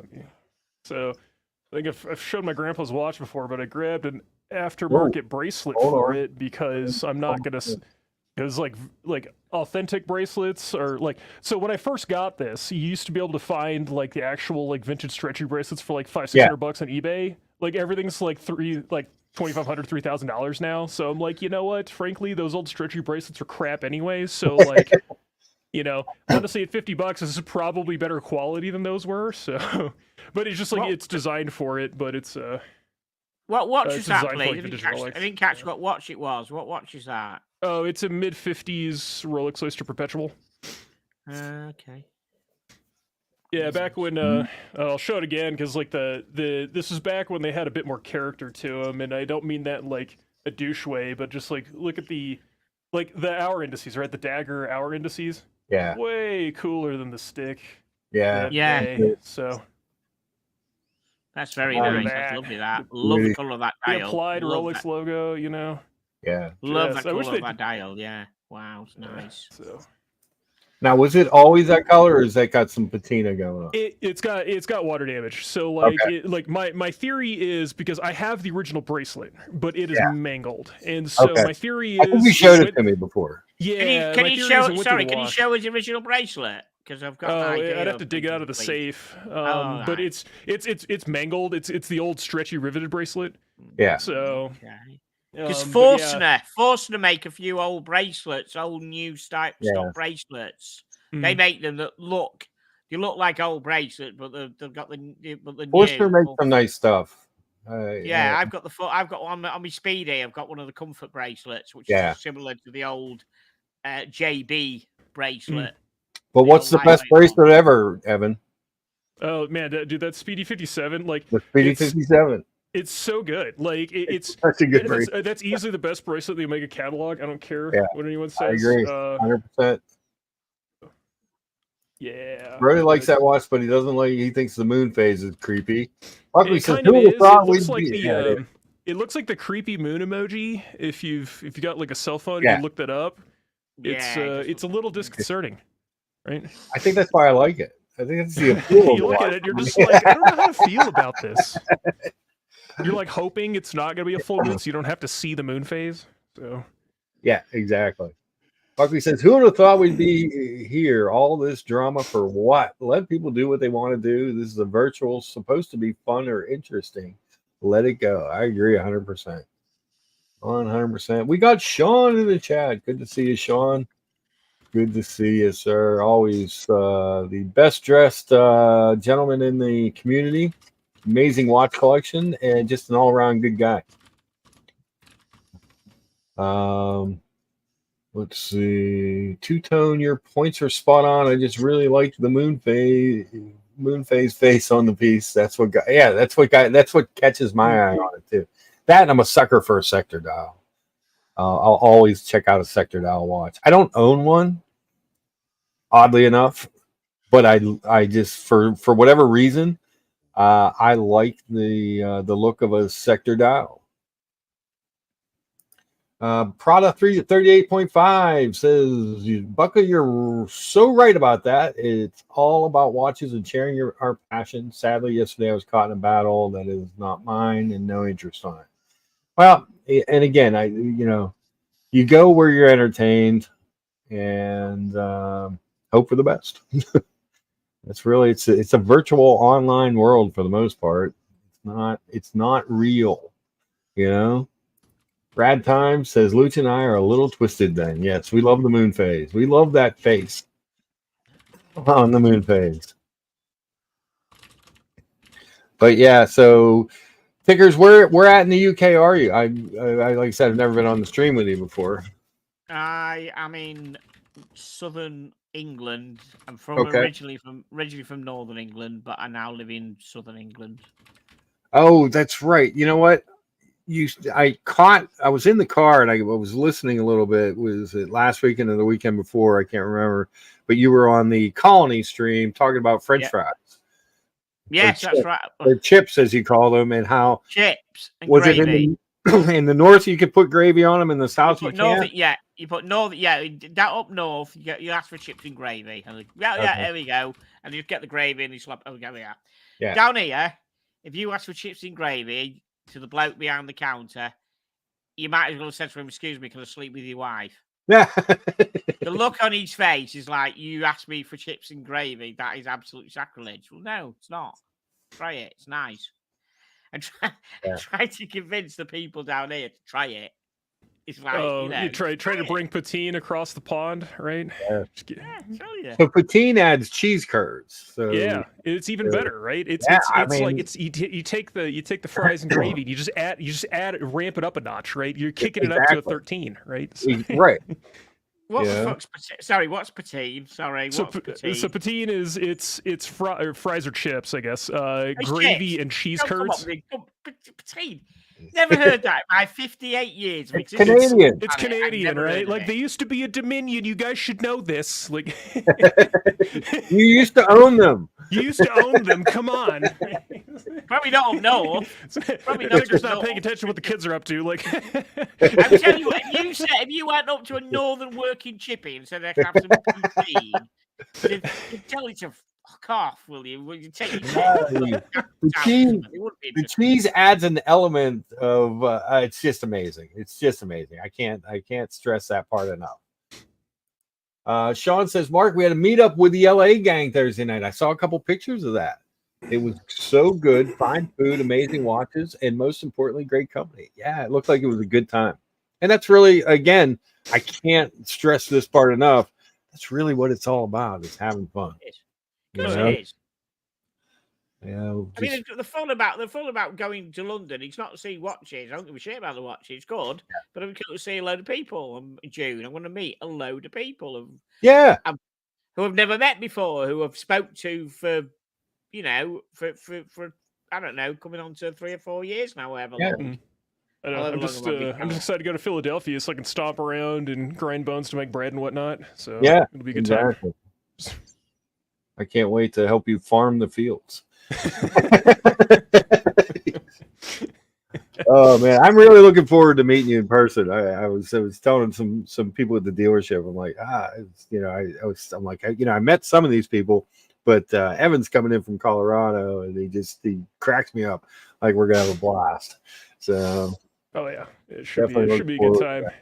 Have you done much exploring? Because you said, not to talk too much details, but you said last time you mostly hung out in King of Prussia. Have you spent much time in downtown? Downtown, not since college. Okay. So I had some friends at Penn State, which is center, center of the state, from Philadelphia. So I would go with them. But even then, it wasn't like really explore. You know what I mean? It was like, here's some of the sites. Let's go to my mom's house and have pasta. You know what I mean?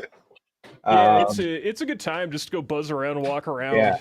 Granted, it's been since before the pandemic since I've been out there, but so I can't imagine it's changed too much. But at least that area where I'm staying is pretty nice. It seems to be where all the nice shops are. But then cool. we just go buzz around.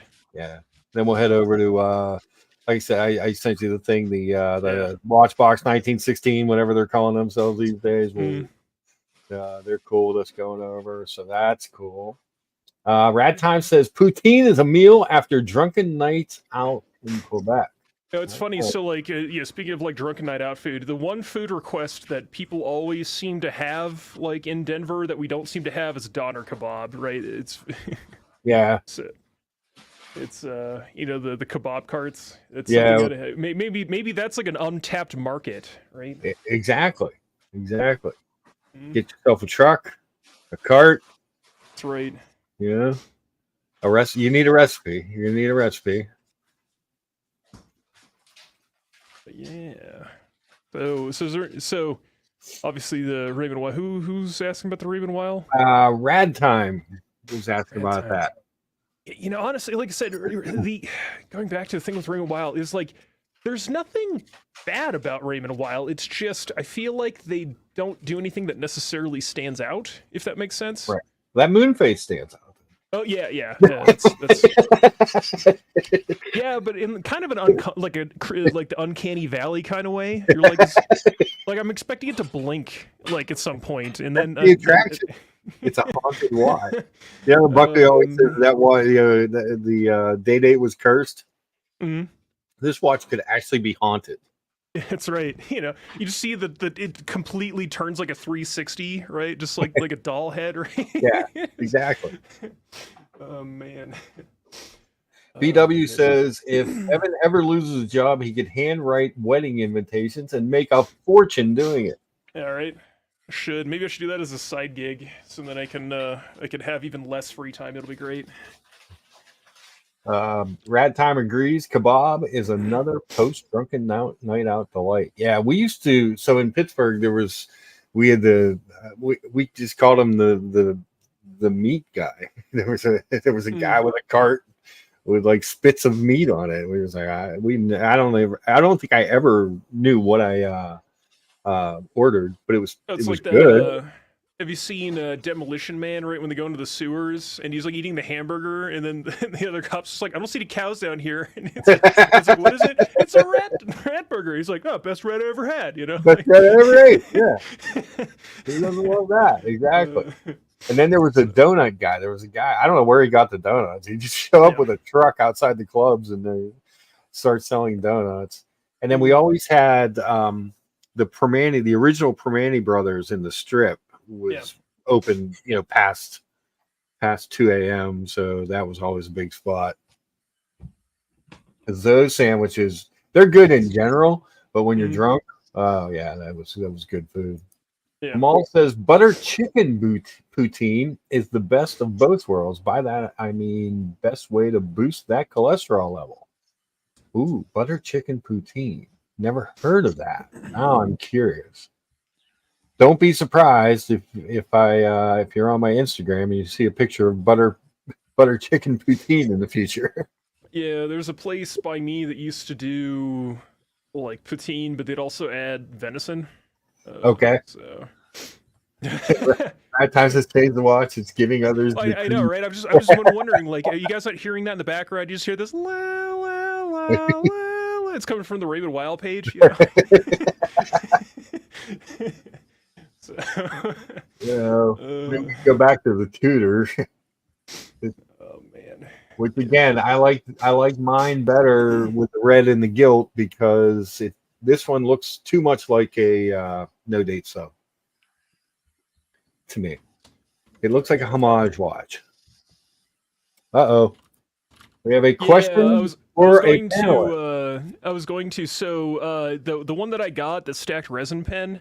Okay. That one was Goulet Pens carries it, and that was the stacked resin version was a Goulet exclusive. So I think it might be limited edition. So I would go scoop that up if you. They make the model's called the 600, but like the stacked resin one, in my opinion, just the look of it is just super clean. That's the new one you just got, right? Yeah, with the flex nib. Yeah, so go hit up Goulet Pens. It's and buy it before it's gone. They've got 3 colors. They got like a turquoise, kind of like a turquoise blue, Okay. like a magenta, and that stacked resin black. So Nice. Rob F says poutine is all about the gravy and fresh cheese curds. Yeah, but if there's a way to make butter chicken poutine, I need to know. I need to know. And Rad Time is saying, let's talk Rogan Josh and Dum Aloo. Oh man. I do love me some Asian food, Indian food. I can't help myself. Aloo gobi is one of my favorites. Kind of like cauliflower and potatoes and spices. Oh, yeah, I think who was it the other day that was talking? I think it was America was saying that he likes his like with like 0% spicy, and then I'm on the opposite side of that. Oh, Like, I want it no. to be so hot it hurts my feelings. Yes, Right? exactly. Like, so, like it needs to cause emotional trauma. Otherwise, I'm not having a good time. Yes. So If you search my YouTube channel thorough enough, you'll find 2 instances where I was the only person in a dealership willing to eat the chip.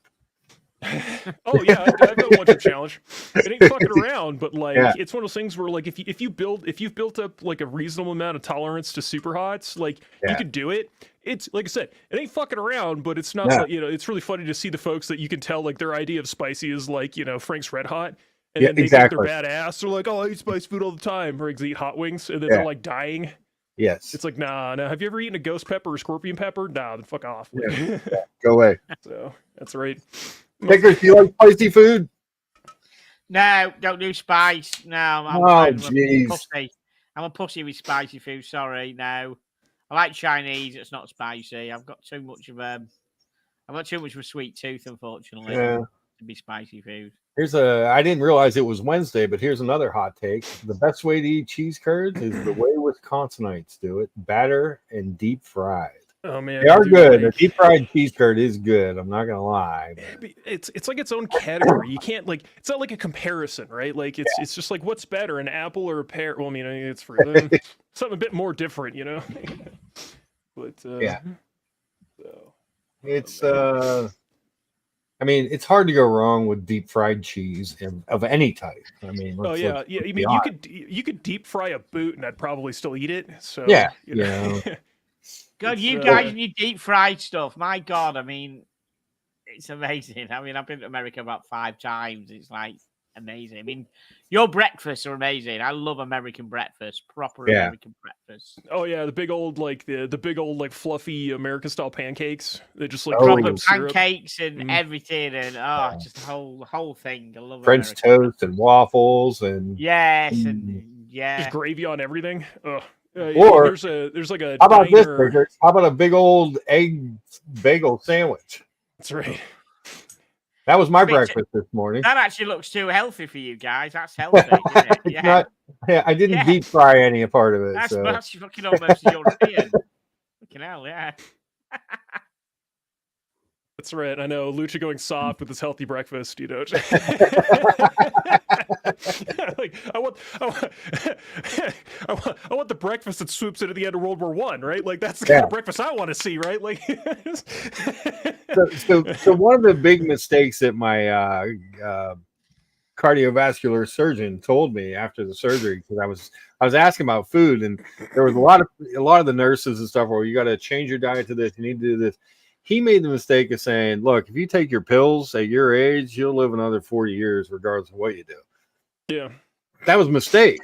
I mean, I was all on the health train, and then that guy said, yeah, eat what you want. I'm like, all righty then. From what I've gathered, for the most part, as long as you're getting like a decent amount of fruits and vegetables, like that will fix a lot of diet issues with diet. So there's just so many micronutrients and stuff you get out of them that like are correlated with like positive health outcomes. Like you can almost like fuck up the rest of your diet, but as long as you're getting like a really good like healthy amount of fruits and veggies. You're right. I've just sorted my diet out for like last 2 weeks. I've like a protein diet. I've got rid of all the crap, and I've lost 12 pounds in. Well, good for you. That's awesome.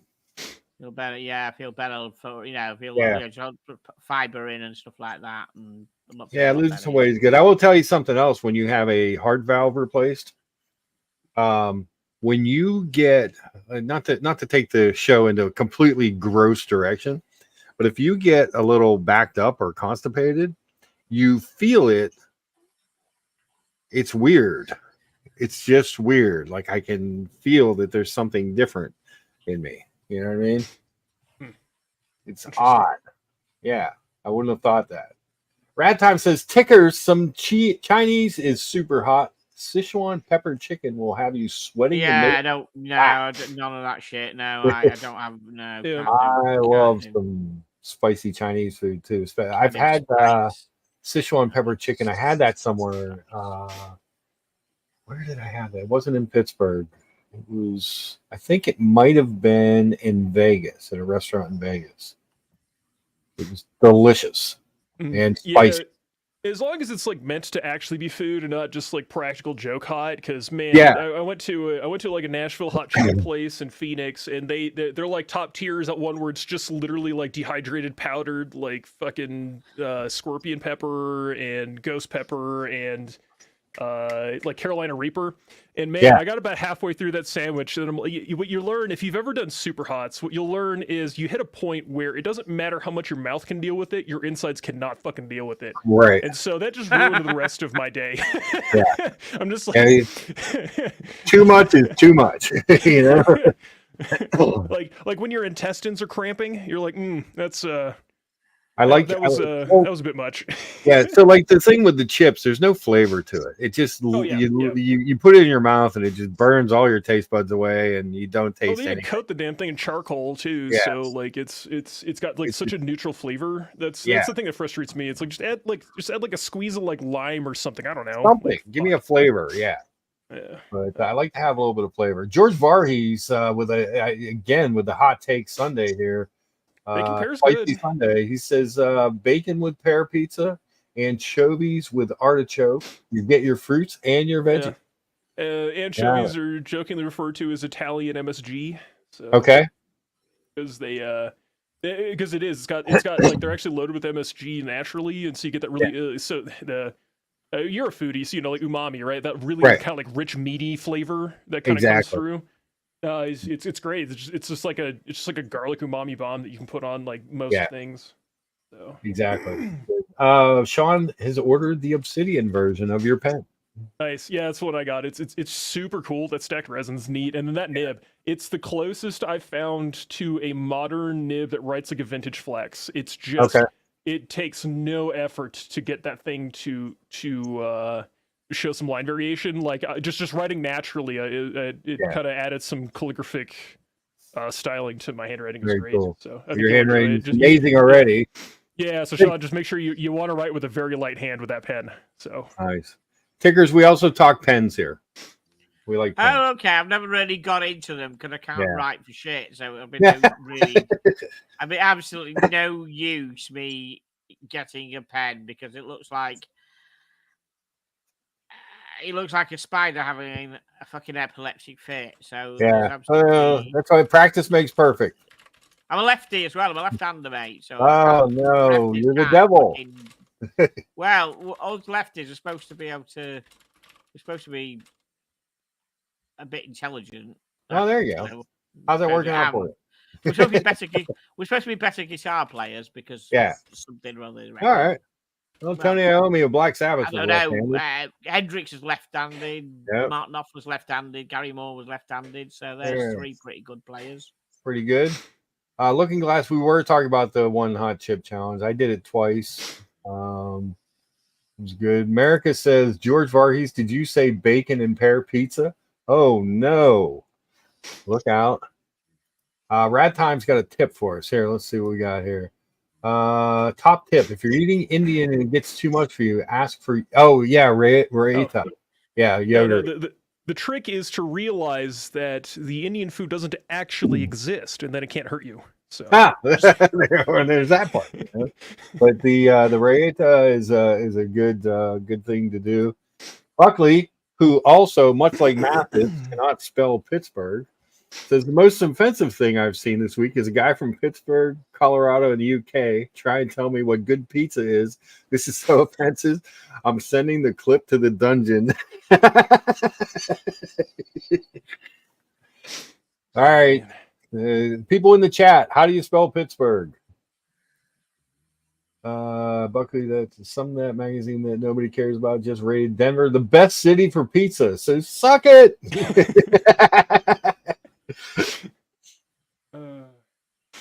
And besides, we all know that Detroit style is the one true pizza. So. Oh wow, that is a bold statement. That is a very bold statement. So things like Detroit style and Chicago deep dish. I know they call them pizza, but I don't know that I think of them as actual pizza. You know what I mean? Yeah. It's really funny. Well, so what's really funny too is whenever people like talk about like you go to Italy for the best pizza, what people don't realize is like pizza in Italy is actually like a re-import, and like modern pizza was basically developed in the United States, and then post World War II, when a bunch of Americans started traveling to Europe for vacation, started demanding it, so that's when Italy started making modern day pizza again. Okay. So basically, modern pizza is an American invention for all intents and purposes. So, but we'll tell you what, pizza is pretty nice in Italy, though, isn't it? I mean, I've been to Italy. I've had some gorgeous pizza, just proper. I don't know what it's placebo because you're in Italy. You know what I mean? Yeah. You know. Sometimes I wonder if Italian pizza in Italy is actually more of a flatbread, the way they do some of it. So like if Mr. KFC came out and he gave you a box of KFC, you'd probably swear it fucking tastes better because Mr. KFC actually gave me it, but he. Well, man, if you next time you come to the States, we've got way more options of KFC these days. We've got Raising Cane's, we've got Chick-fil-A. Oh my goodness. There's all kinds of choices. Yeah. Is that right? But Rad time is true, something in the yogurt and milk that neutralizes the capsaicin. Yes. Vimalner nails spelling Pittsburgh. So does T and Tickers.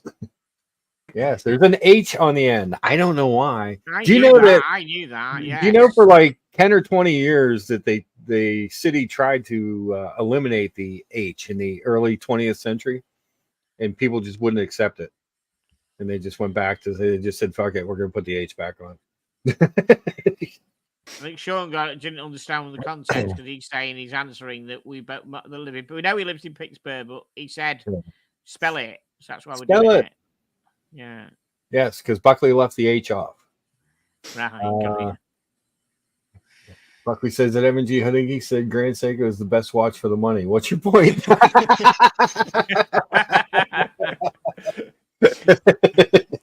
Fair. I don't think Jets pizza, the Jets pizza that I know, is not quite Detroit style pizza. There's a place here called Beto's Pizza where they cook the crust, and then when you order it normally by the slice, and they'll slap some sauce and some cheese on the crust, heat that up, and then put cold toppings on it. Oh, that's interesting. And it's actually really good because they use really good pepperoni. Like they don't use like crappy pepperoni. It's actually surprisingly good. Yeah, it's the one thing I'll have to say is with like Chicago style and Detroit style is that it doesn't reheat as good. Like New York style is good, cold, good, hot, good, good reheated. It's just good all the time. But like Detroit and Chicago, if you don't get it fresh, it's not good. Yeah. So a question for you, Guy, before we go. Does Hooters bars still exist in America? Not as many, but there are. Yeah, I just remember when I first went, there were four of us went for America the first time. We're in our late 20s, early 30s. And then the guy who we knew, a Brit who lived over there for years, he took us to Hooters in LA. And we're like, what the fuck? There's like new options and better options now. So like Hooters is like if you want that like high school cheerleader looking like waitress, but then there's like Twin Peaks where you're pretty sure the owner's hiring strippers.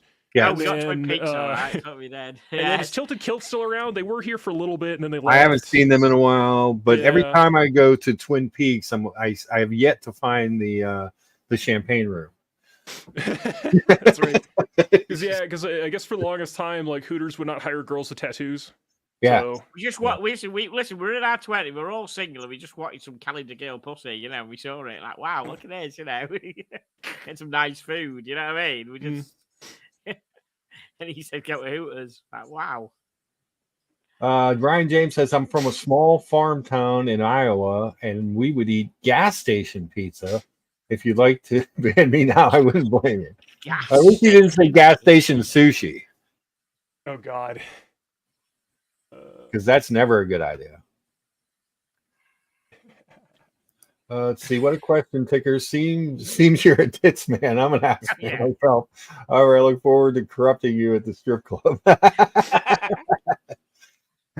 Exactly. America seems to know what Ryan James is speaking of.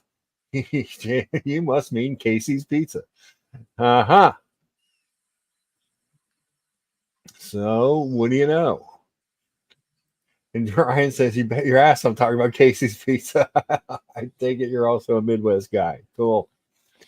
So evidently, if you're in the Midwest and you're getting gas at Casey's, you need to get some pizza. How much is by the way? How much is gas for you guys? How much did you pay for gas? I paid $3.50 a gallon for regular yesterday. Yeah, about the same. Well, we pay about maybe $4 a premium. Yeah, we paid. We pay. I remember when we came over, and I think some of the guys we were told we went on a big trip, like two weeks. We went to Laguna Seca to see the IndyCar racing and stuff like that. And I remember we were just talking to Americans who were just like really pissed because they had to pay something like over $1 a gallon or something at the time. And you really, I said, and at the time it was about equivalent to about $5 a gallon for us. I said, you guys you just don't know how lucky you are for the price of gas.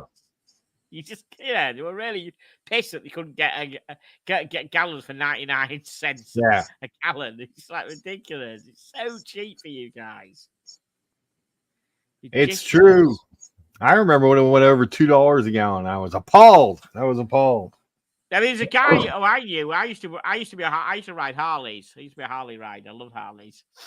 And there was a guy who I should say a bike meet, and he worked on an American air base. Okay. Over in England. So because he had a card, he could get gas absolutely cheap as chips.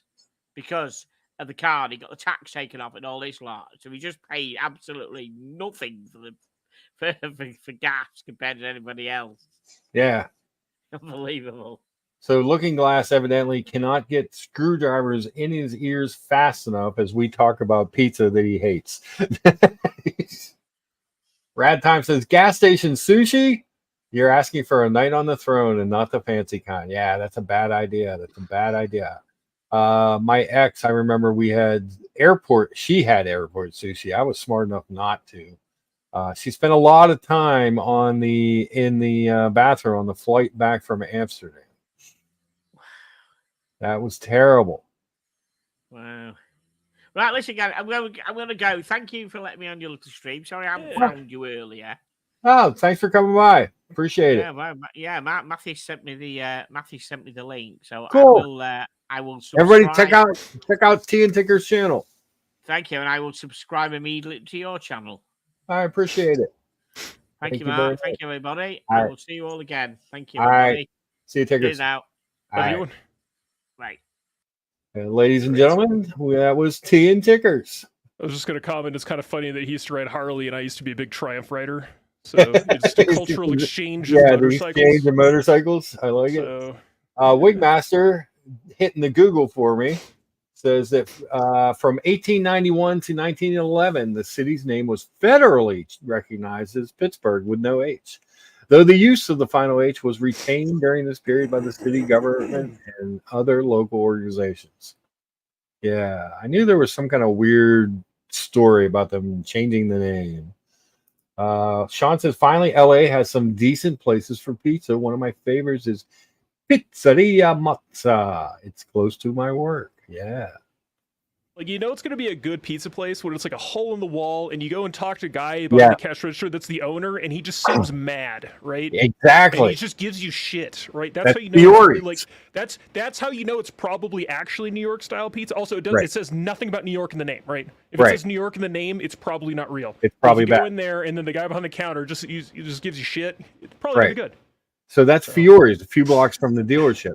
It's good old pizza. The pizza ovens are like 60 years old. Mm-hmm. They opened one in Peters Township. They opened another restaurant in a more affluent suburb, and the pizza is not the same. It's not the same. It's amazing how that works, right? It's similar, but it's bring not it in, right. They fucked it all up. They fucked it all up. I'm trying to make a better place. Yeah. I know. They try to make it bougie and it just ruins it. Yep. So. It's too sterile. It needs to kind of taste like a little bit dirty. You know? Exactly. But what you're saying, the guy who owns the place, when you go down to Fiore's, he's just like, I don't want to talk to you. Give me your fucking money. Here's your pizza. That's right. Which is what I want in a pizzeria. Mm-hmm. Yeah. I don't want a cultural exchange of ideas. I just want pizza for my cash. That's right. And in fact, I think it's only 2 years ago that you can pay with a card in there. Like forever, you had to. No, we don't do that here. Yeah. And not only do we not do that, I'm not even supplying you with an ATM to go to make it convenient for you. Go fix this. Go fix this problem yourself. You know? Yeah. Oh man. Yeah, I know. It's. I'm kind of glad that like at least there's easy options for those places to start taking cards. Because man, I don't think I've carried cash in like 6 years. It's crazy. So, I was at the mall and this guy, the shoe shine guy, right? He's like, shiny shoes for $10. I'm like, I don't know, do you take Venmo? Yeah. He's like, what's Venmo? And I'm like, dude, nobody carries cash anymore. What are you doing? Come on, man. Let me see your bank app. Let me get you a Zelle. Yeah, right. Straight up. Just like, what are you doing? Get with the times, man. Yeah, seriously. I can't believe when I see people paying with cash. There are people that come into the dealership with piles of cash. I always call it mattress money because it's not like they have like a whole bunch of $100 bills all nice. No, it's hundreds, 50s, 20s, 10s, 5s. It's like literally mattress cash. It's money that they're hoarding in their house. Someone just rolls up like $35K worth of like nickels. You're like, what are you doing? It's not a Coinstar. What are you doing? Yeah. So yeah, it's wild to me because I know for like banking you have to like report if it's above 10 grand. Do you guys have to report cash transactions? Yeah. Okay. Yeah, I was gonna say so like it's no, I don't people understand keeping that much cash. Like, people get really upset about it because we also don't have to tell them that we reported it. You know, it's part of the thing. Yeah, I know we got Rose. It's just like part of being a grown up is always having cash. There's places that don't take cash anymore. Yeah. So he wants to know if you have a sugar mama. Oh man. Tim, you don't have to use a Tim Wright #1. You can just be Tim Wright. I haven't banned. You're not banned, dude. Yeah. Unless you can't.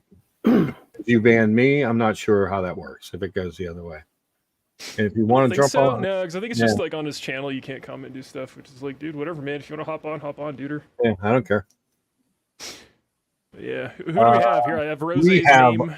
We have Rose. So he says no, but okay. So yeah, you want to have a sugar mama, but we have the pizza man himself. Oh, he's just here to like he's here to lay down the law. He's here to read us the riot act. Exactly. He's like, listen here, you fucking mooks. I don't know, like it's just, there's I'm like I said, I'm just here for the cultural exchange. I'm just waiting for the new fun insults that I've never heard before. I gotta walk Mr. Flair, but I just wanted to jump on to give you the secret key. If you ever find, and Lucha was just touching on it, if you ever find a place that only takes cash, that is the pizza place. You've cracked the grail.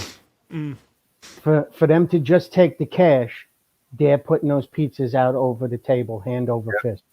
And they don't worry about you not having. If you don't have cash, they don't care because that pizza's just going to the next guy. Yeah, immediately he's putting it over your shoulder to the next guy. Yeah.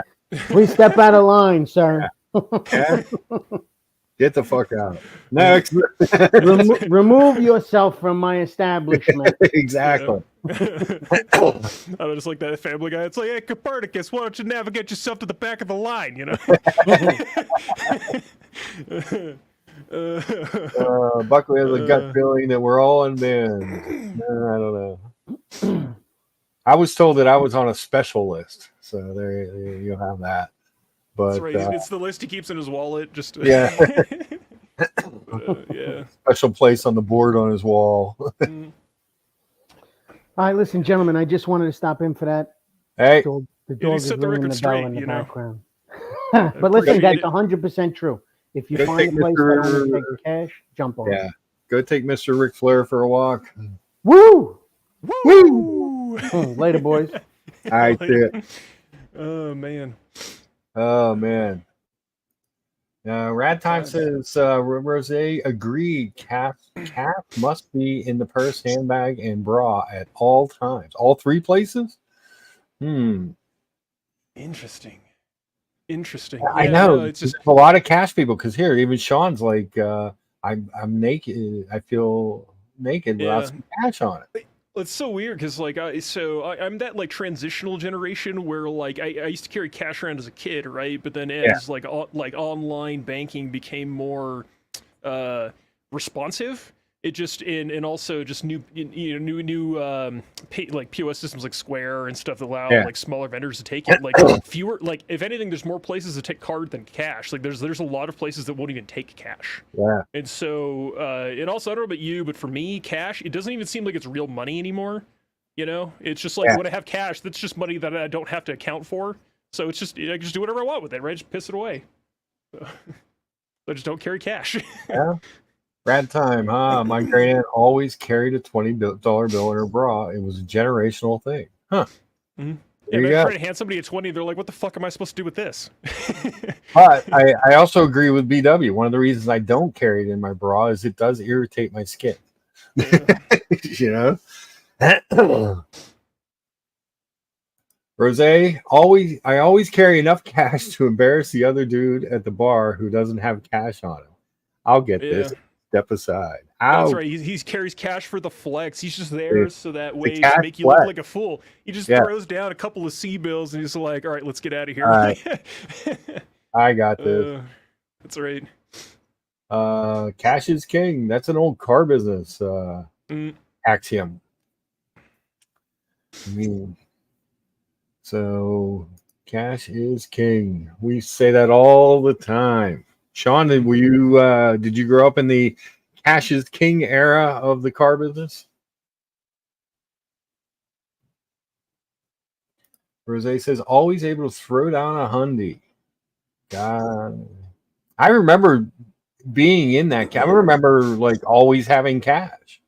I'm old enough to remember that, but I rarely have cash. I keep some cash in the house. Or in case some poor sucker wants to, shovel my walks and driveway during a snow or cut my grass. Some kid comes around, hey, can I cut your grass? Yes, you can.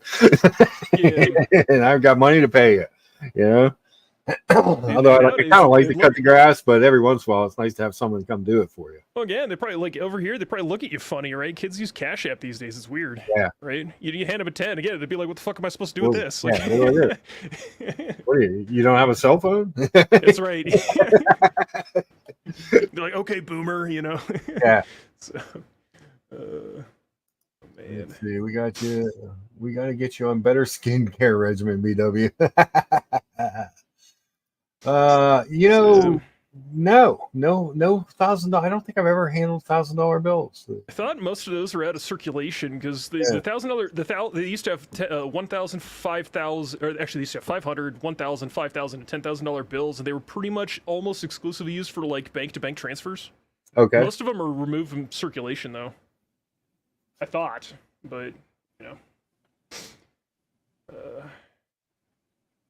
Interesting. Buckley says Rose Paul always carries $2 bills wrapped around $1,000 bills. Not only does he hit you with the amount, the rarity of the currency is what hurts. Mm.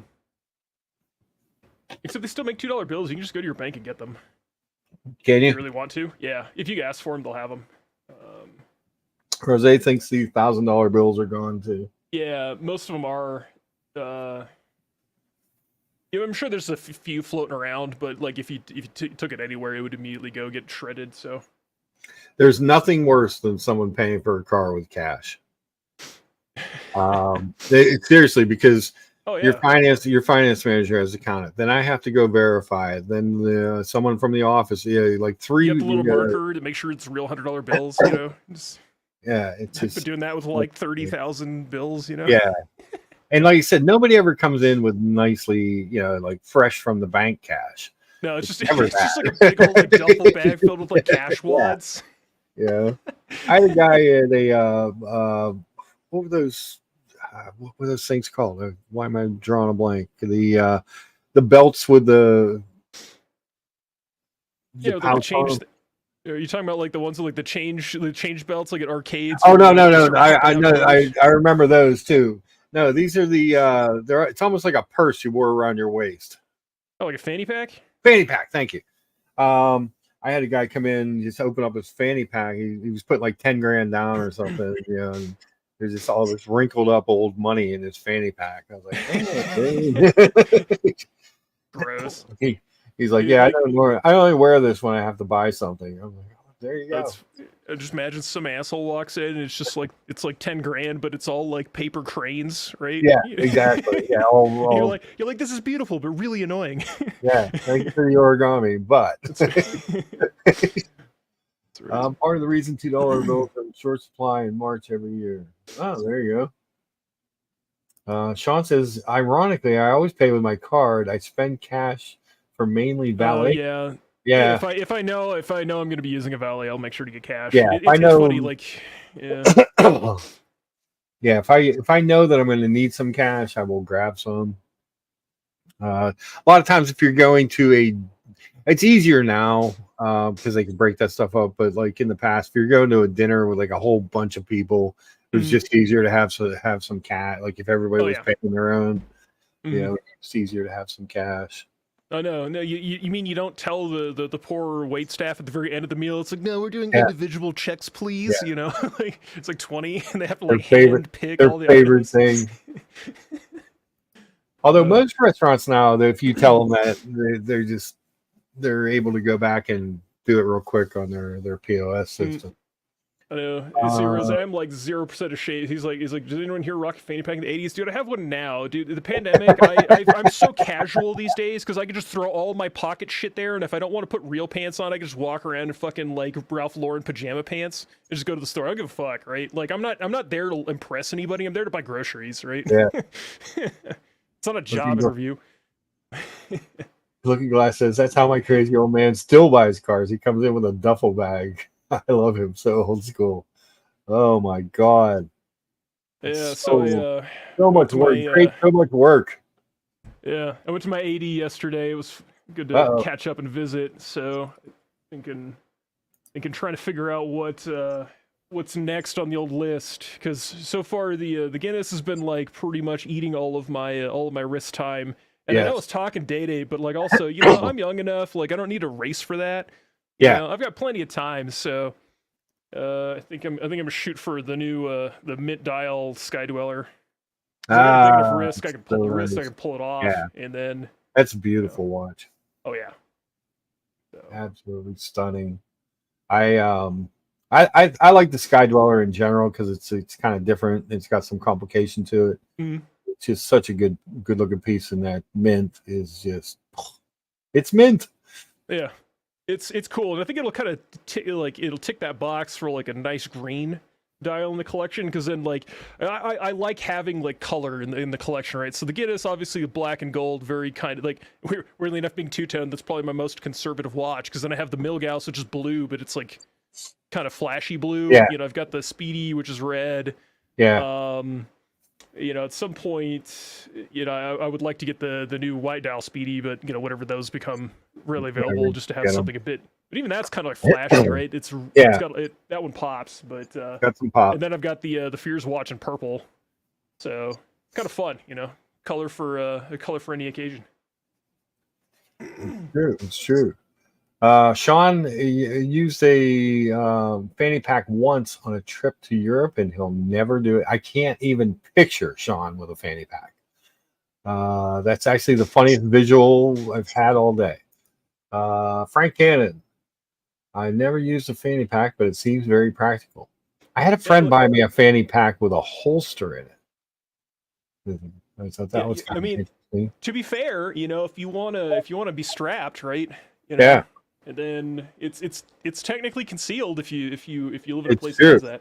Yeah. So, just don't drop it like some of the fucking assholes. Like I'm a very big I'm a huge firearms not collector, but I mean I do have got a collection, but I'm a shooting sports enthusiast, right? Yes. And also even a concealed carry fan. But what I hate is when you get these fucking assholes that we get this on occasion where it's just somebody it's usually a woman, I don't know why, but they'll sit down in the bathroom, they'll put their purse down and the gun discharges into a wall, and it's just what the fuck are you doing? Holy shit. Yeah. How many ways have you not secured your firearm? Oh my god, it's just there's a lot of very responsible firearm owners, and the problem is it's these nutsacks that just ruin it for all of us, right? Yeah. Which it's fuck. Oh man, sorry, don't let me to get political. Buckley says, what takes up less space and is easier to hold cash values? Buying watches on 47th Street. They simply don't give a fuck, especially if you aim for those naked watches. Yeah. Excuse me, I'm gonna burp up some breakfast. And that's the problem with having breakfast before these streams. Eventually, comes time to burp.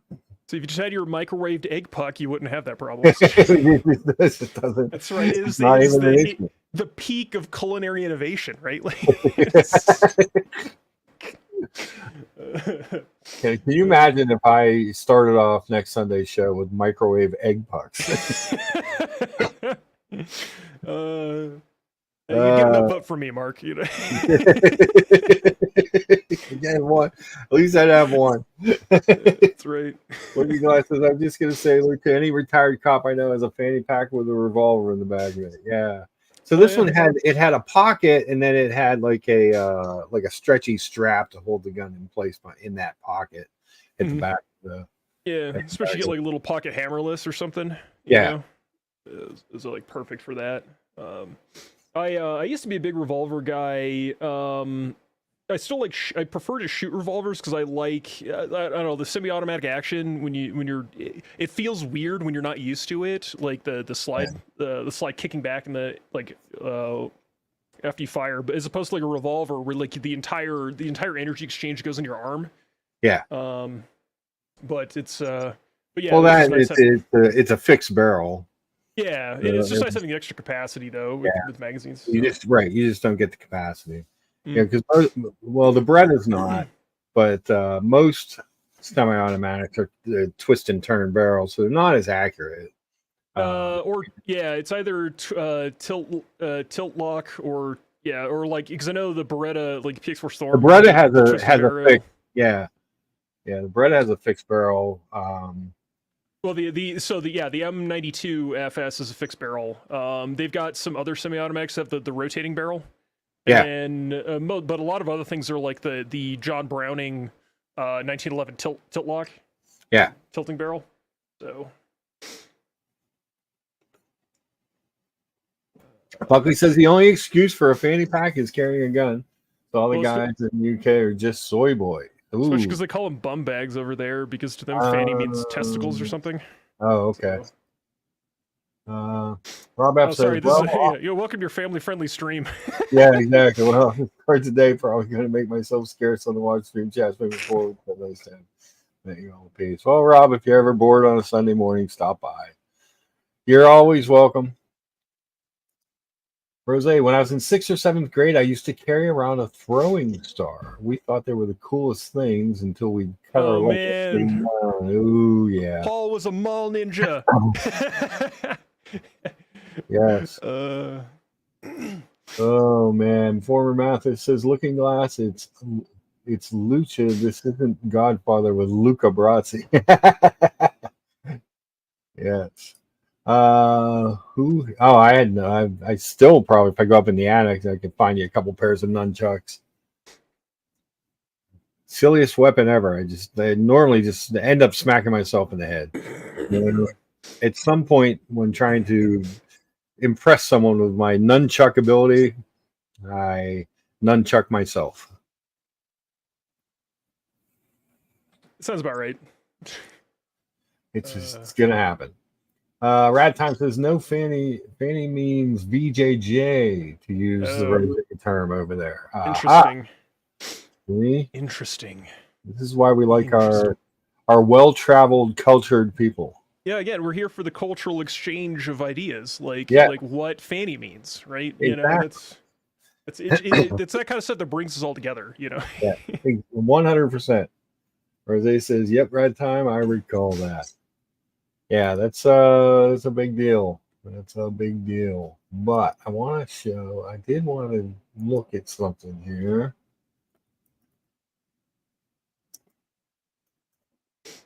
I want to pull something up, and I don't know if it'll still be there in a couple weeks. I don't know if it's still there now, but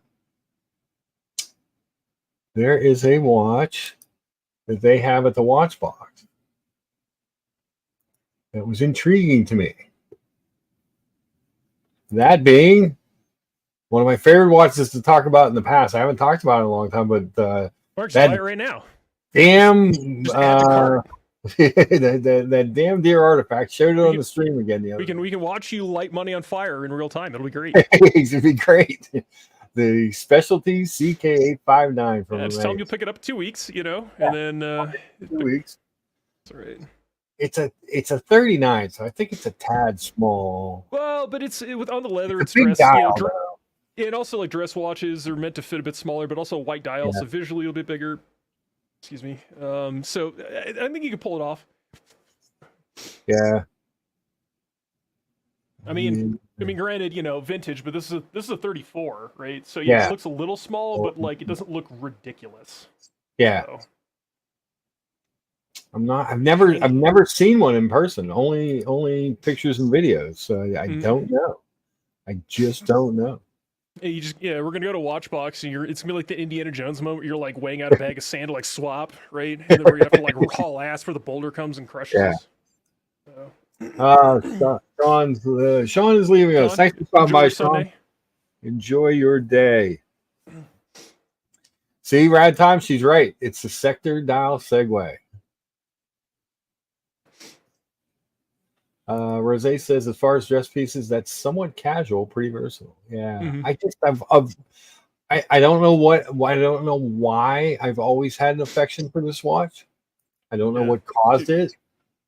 To quote Rose, it's a dress watch for the pool. Yeah, dress watch for the pool. It's got a full 30 meters worth of water resistance. Is it only 30? Really? Yeah. Oh, that's disappointing. Yeah, never mind. Don't take. Oh, actually, man, Omega's weird because they claim that the 30 meters is a real 30 meters, actual 30 meters. Yeah. Yeah, not just the bullshit like splash resistant. Yeah. You know. So, but probably still not.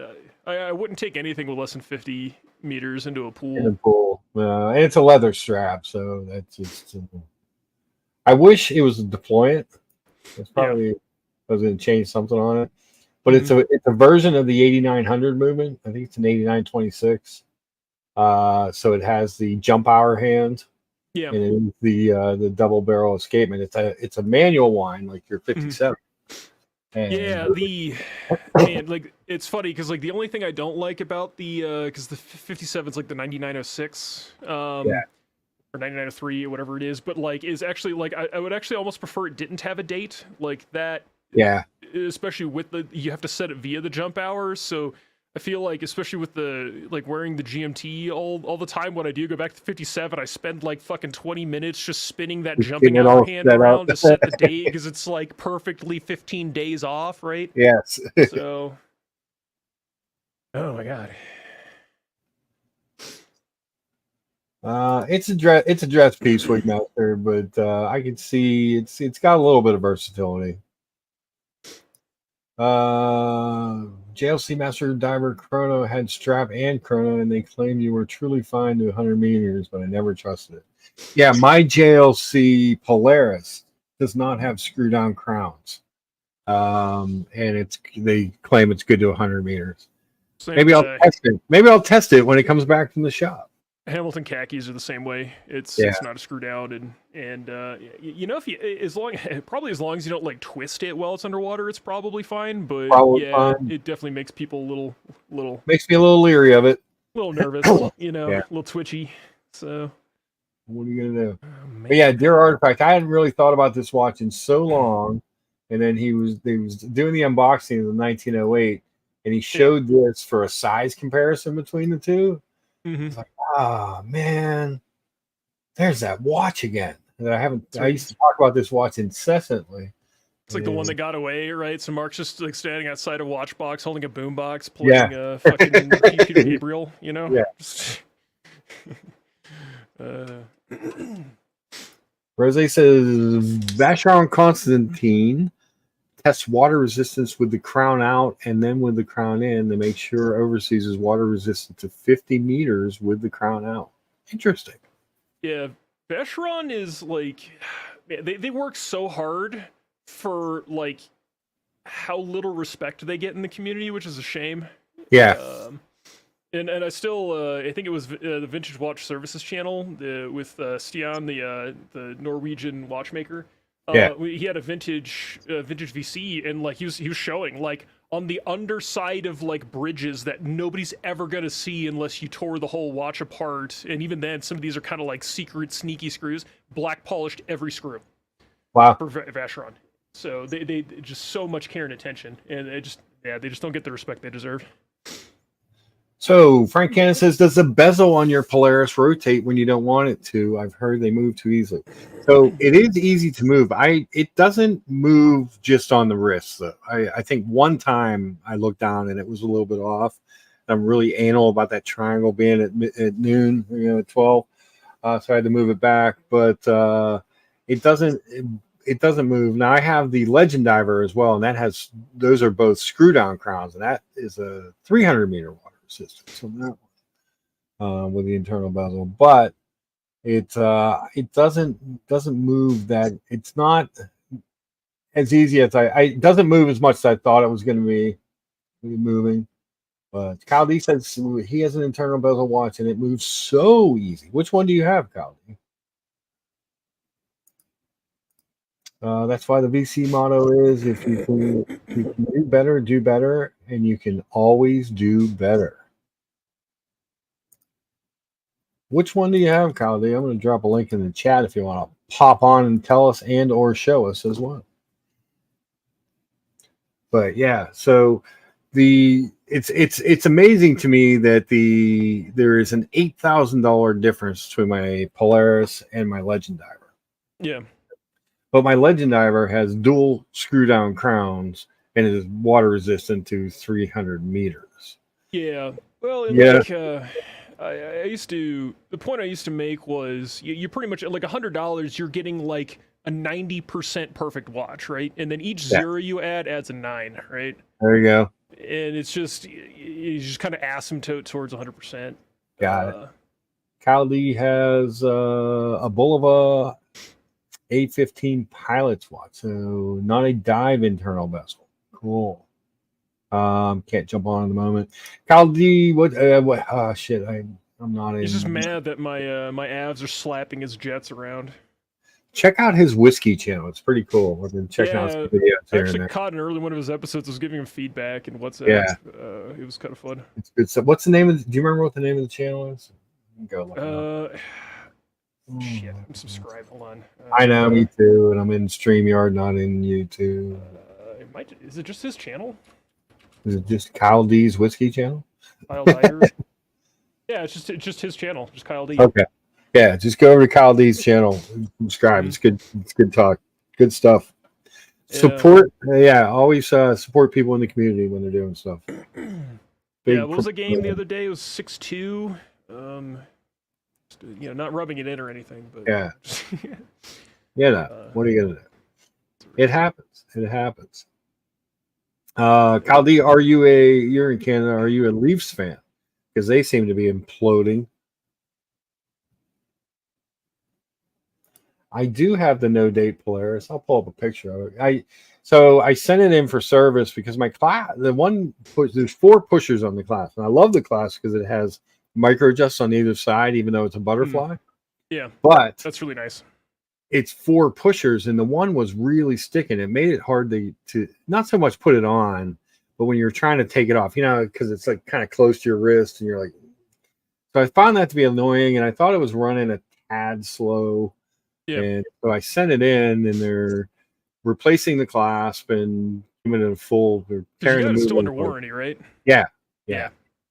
Good for them for Yeah, so they sent me back. They sent me. You send it in, they take a look at it, and they send me back an email saying this is what we want to do, and it's all under warranty, no charge. I'm like, bonus, but you're just not going to have the watch for a while. But I have the black no date. Is that my internet or your internet? I think it's you. I have a reason. What's that? Oh, you froze for a little bit. I wasn't sure. I'm like, is that me? Is it you? It's probably has something to do with Instagram. Every time I go over to Instagram on this new computer, it seems like it's probably because Instagram is optimized for mobile. So the desktop version is some slapdash half-ass implementation. So it's probably just really inefficiently coded. Yeah.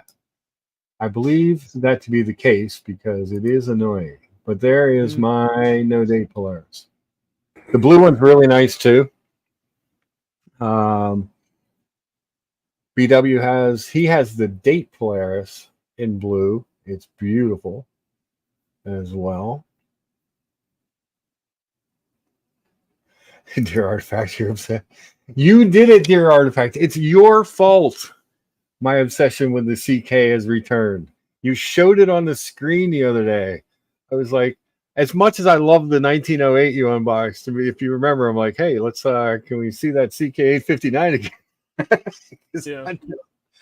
What is wrong with me? I need help. I need therapy. Really. I just need therapy. I'm still surprised at how I know the Cellinis were always super low production, but the fact that those are the 1908s are only just now getting trickled out. If I were Rolex, I'd be pumping those out. While the attention is there, and just trying to sell off as many of those and get them in the hands. Because, get them out in people's hands. I mean, part of the idea, I believe, is to try and keep more people in house. So people that might go look at a Patek or something. To give them an option to keep them in the Rolex line. But you definitely I don't know. Same thing that's going on with the White Speedy, where at least they had some that went out initially, but it's just if the production isn't keeping up, people are gonna move on, man. Yeah. So your Artifact says, haha, sorry, Mark. I just thought it was an interesting comparison between the two. I kind of knew it would gaslight you though. You rat bastard. It did too. It did. I mean, and I'm literally watching that unboxing as I'm driving and watching because the dealership I locked up at 8. I'm driving home, and then when the actual unboxing happened, I pulled over for a minute because I wanted to see it because I was really curious what he got because his dad always gets stuff I like, So I was really curious about what was coming out of the box, and then I was like, can I see the CK859 again? He's like a little kid, What are you gonna do? It happens. Dear Artifact, you did it to me. You got me. Brody says he likes the CK. It's a beautiful watch. I've just never because it wasn't even a full year that they ran it. I think they made like 3,000 of them. I've never been able to put one on to see if I actually would like it. That's part of the problem because it's really different from the watches I normally wear. So I just never had the opportunity. It's not like they make something else like it that I could try on. So it's like a CK858. It's terrible. It's not like there's a CK857 I could try on or something. I'll try this one. It's almost the same. Yeah. BW, he's craving the Polar Explorer 2, but he's having no luck getting one new one. I think those watches are becoming more available. I think the Explorer 1, the Explorer 2s, some of the subs are starting to get out there a little bit more. It's not easy, but if you do your diligence, you can get it. Thanks for sharing that picture. It's good to hear you haven't had major problems with the bezel movement. That would drive me crazy too. But no, I really like the watch, and it's really comfortable to wear, and it has for a machine, a manufacturer movement. It's actually a really beautiful movement. You can see through the case back, and it has it's just different. You don't see it. The dial has 3 different textures. It's got a lot going for it as a watch. I think, and the blue's really nice on it too. I don't think you would regret picking it up. Your artifact says the CK is a beautiful watch, Mark. I get why you like it. It is a beautiful watch. I'm worried about how it fits, and it's tough because I can't try one on. That's why I'm kind of hoping maybe they have it when we visit the watch box for 1916, because it would either, I could either just buy it or it could cure my itch. Who knows?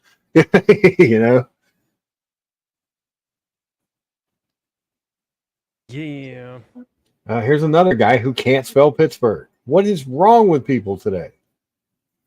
It's just he's just spelling it with a Canadian accent. It's fine. Is that what it is? Pittsburgh, eh? That's right. Yes, they do have some polars sitting around.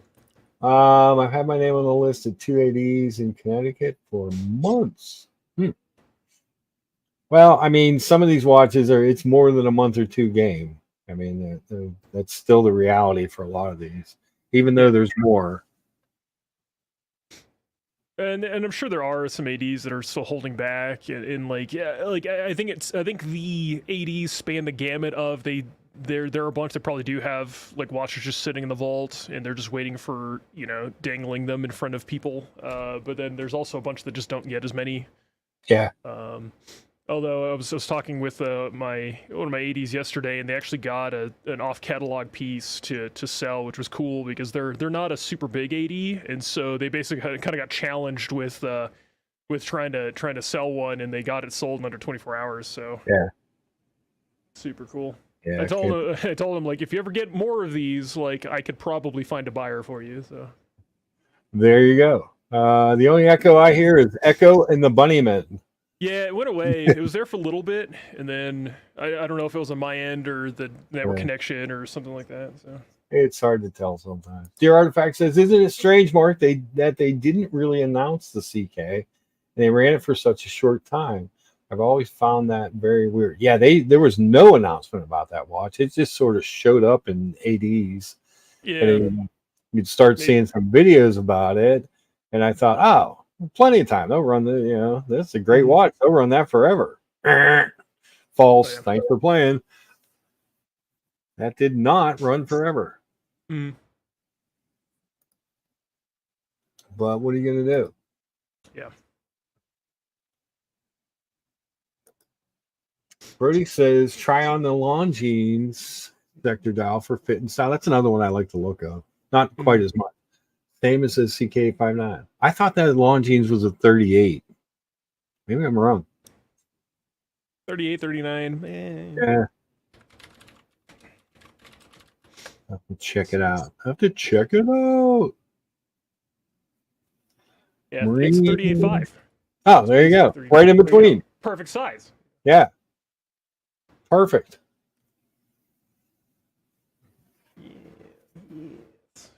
Cal D thought it was a 40. It is not a 40.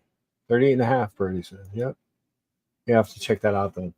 The other problem is there's one Longines AD in Pittsburgh, and they don't even put their watches in their case. You have to ask for them to take them out of the back. It's the weirdest thing. They're like ashamed just to carry Longines. Yeah, I was like, you want to look at a what?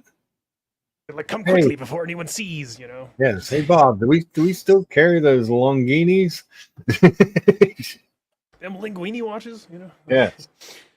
It has long lugs though. Well, I don't mind long. Obviously I have a 7.6 inch wrist. I like it to wear. I don't mind long lugs. You know, as I am fond of saying often on the streams. There. What do you think of this? Well, first off, Evan, I don't do this often, but I put the old Defy on the rubber strap today. Man, I am just not a rubber strap guy. I'm not normally either, but I just felt like doing something a little different, changing it up a little bit. I think because I missed my JLC. That's fair. I was just like, well, we'll try this. Try to make it look like a different watch. But Brody says Longines is a Pittsburgh Rolex. So, like the Legend Diver's a 52 lug to lug. And I have plenty of space on either side, those lugs. Yeah. You know? But it's a great watch. Great watch. For $2,500, it's much better than it should be. Rad time. Thanks, Mark. This was fun. Late here, so gotta head to bed. See you next Sunday. See you, Rad time. Always good to have you. And thank you again for your donation to the American Diabetes Association. I do appreciate it and love having you in the chat. Rad time's cool. From Hong Kong.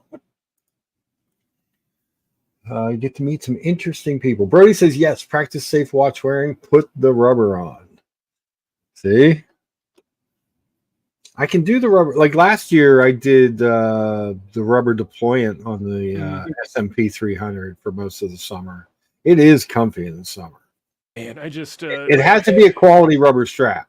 You can't just like buy any, you can't buy Joe Blow's rubber strap. But if it's a quality rubber strap, it actually is a little kind of comfy in the heat. What can I say? I'm just a bracelet guy. Like I just found that I don't like leather, and I don't like. And granted, my experience with rubber straps was like smartwatches, but I just found that after like 3 months, the thing just smells like a foot, and then just gross. Yeah, it can get that way. I'm a bracelet guy normally, and that's the other thing with the CK859. I want to see how the strap fits. You know what I mean? Because not all leather straps are created equal. Yeah. Sometimes you put one on and you're like, I need to find somebody to put a hole between these two holes for me or something. Yeah. It's hard to adjust. I know I need to get some leather punches for belts for that very reason. Yeah. Because there are times that you try one on, it's just not right. It's either too loose or too tight, and that's just annoying. And you're like, all right, what am I trading this in on? Oh yeah.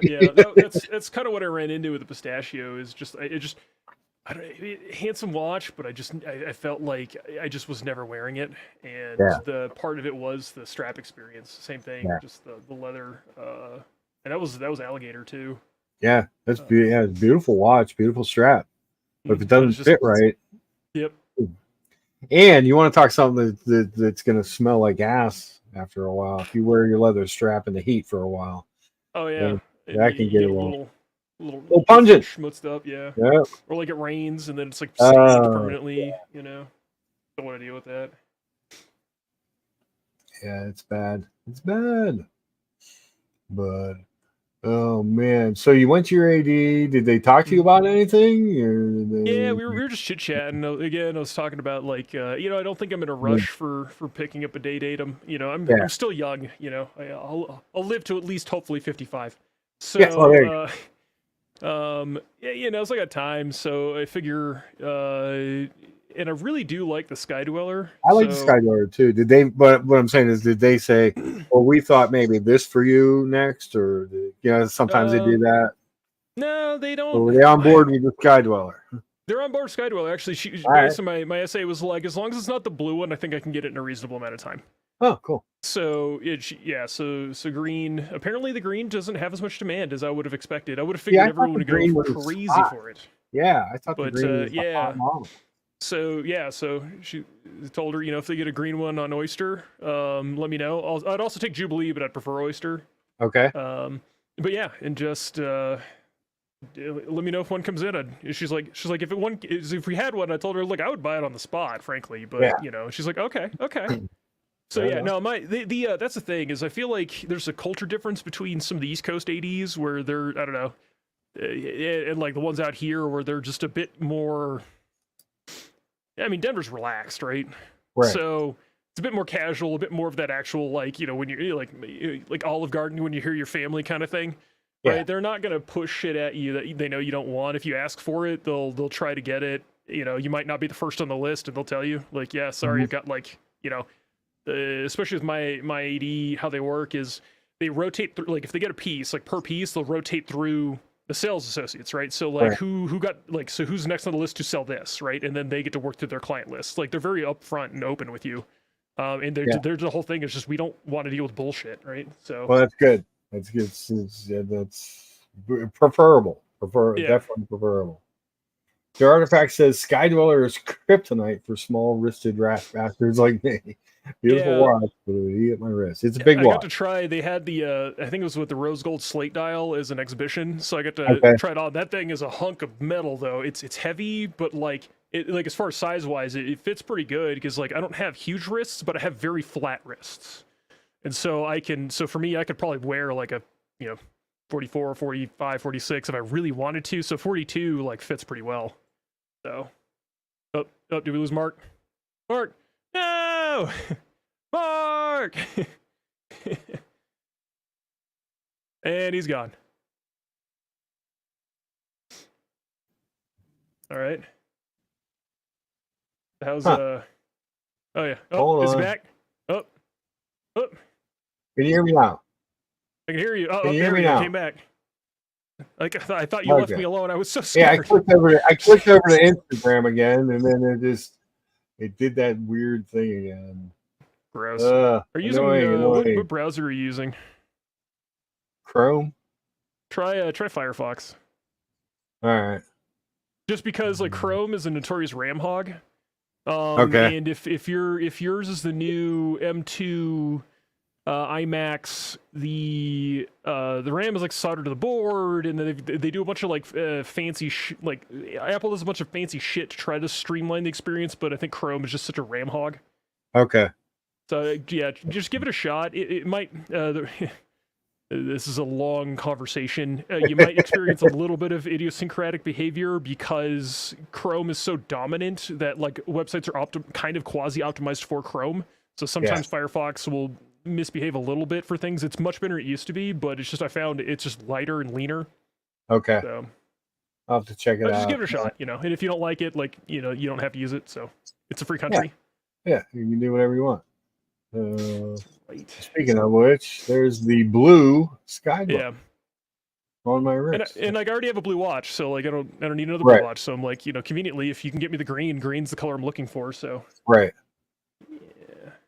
BW says Mark just got a pay increase because my internet sucks. That's right. I have to check that lottery ticket. That's right. Evidently, I got a winner in there. Oh shit! Austin Collector reminding everybody to hit the upvote as he did. You fucks. Thank you, sir. So. Yeah. So I think we're gonna go for a couple more minutes. I think the colony's running. I think George might be doing some Seiko stuff. He said he was gonna do. fancy schmancy Seiko. I like Seikos. I have a soft spot in my heart for the Seiko, which makes it weird that I detest Grand Seikos. You know what I mean? Like, one of these things is not like the other. Well, and like, I feel like it's a cultural thing with the Grand, and like, not to bore everyone with pens again, but like, you see similar things with like some of the pen brands and their nicer lines, where like, I get tired of when everything is a limited edition. Okay. You know? And they do like super hyper small limited editions. Like, you might even see like this one particular color of this one pen. They made a limited edition for this one stationery shop in Japan. Yeah.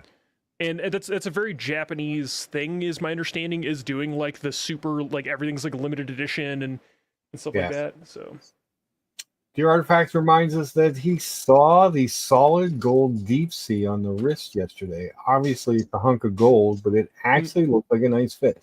So that's not a super long lug-to-lug watch. Yeah. Yeah, I mean, it's a big, thick hockey puck, but it's not super long. Mm-hmm. And Dewey, upvote number 60. Thank you. Patel Philippe, good to see you. So I'm hoping maybe to get with Patel this week. I was commissioning some car deals the other day, and he was running a dungeon stream, and if he just talked about the finishing on the movement of a Patek for 5 minutes. I learned more in that 5 minutes about Patek than I'd ever learned before in my life. So I would love to have him come on.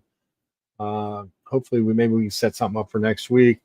Get our guys and girls some high horology talk or something for a little bit. Yeah. But he knew. Let's get some real talk going, you know. Yeah, seriously. Well, no, but he was talking like he knew. He like I was just like, damn. I'm just over here trying to rile up the chat, talking about Detroit pizza, right? Like, let's get some real conversations going. Let's get some actual watch talk going. That would be great.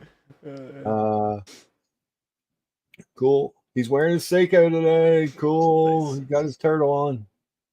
Yeah, I think the colony. I think George was saying he wanted to do a thing, but Patel seemed like a good dude, and so we kind of talk a little bit in the background. So hopefully we can do that next week. That'd be great. I'm gonna reach out to him and try. Guys, I always try to get you something different here and there too, aside from just me babbling about my breakfast and my watch woes. That's right.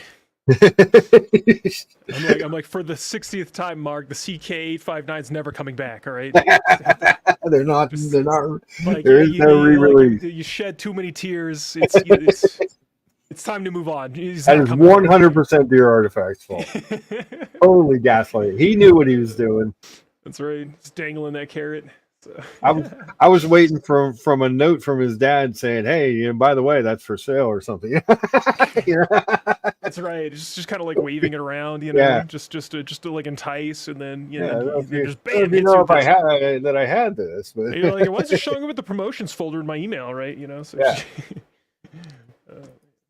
Looking guy says, "That would be nice if you had Patel Philippe." Yeah, absolutely. So we good dude. Yeah. Promote the show on the other stream so that Mark gets some traction. We love some traction. Although we're growing at a rate that is almost uncomfortable. I might actually have to have a mod at some point. Oh, the horror. Yeah. As Tobey Maguire's uncle said in that movie one time, with great power comes great responsibility. So. Yes, he did. Yes, he did indeed. So, you got anything going on today? I'm just waiting for I'm waiting for the church to get out, crowd to get out of church, so I can go to the gym. And then, so it's that's what I'm hoping for, because where my gym is at, it's in this like strip mall, and there's like this church that eats up like half the strip mall, and then they eat up most of the parking, right? And so waiting for them to leave, so I can actually have a parking space. So you can actually have a spot. Yeah, I mean, that makes sense. Sense. Yeah. Again, I'll put this back up because I'm just obsessed with it for whatever reason. Who's to say what is right and what is wrong for your personal watch taste? Yeah. But I know what you can't go wrong with, and that's breakfast. That's right. Yeah. Yeah. So then after the, I can tell what can go wrong when you show breakfast. That's right.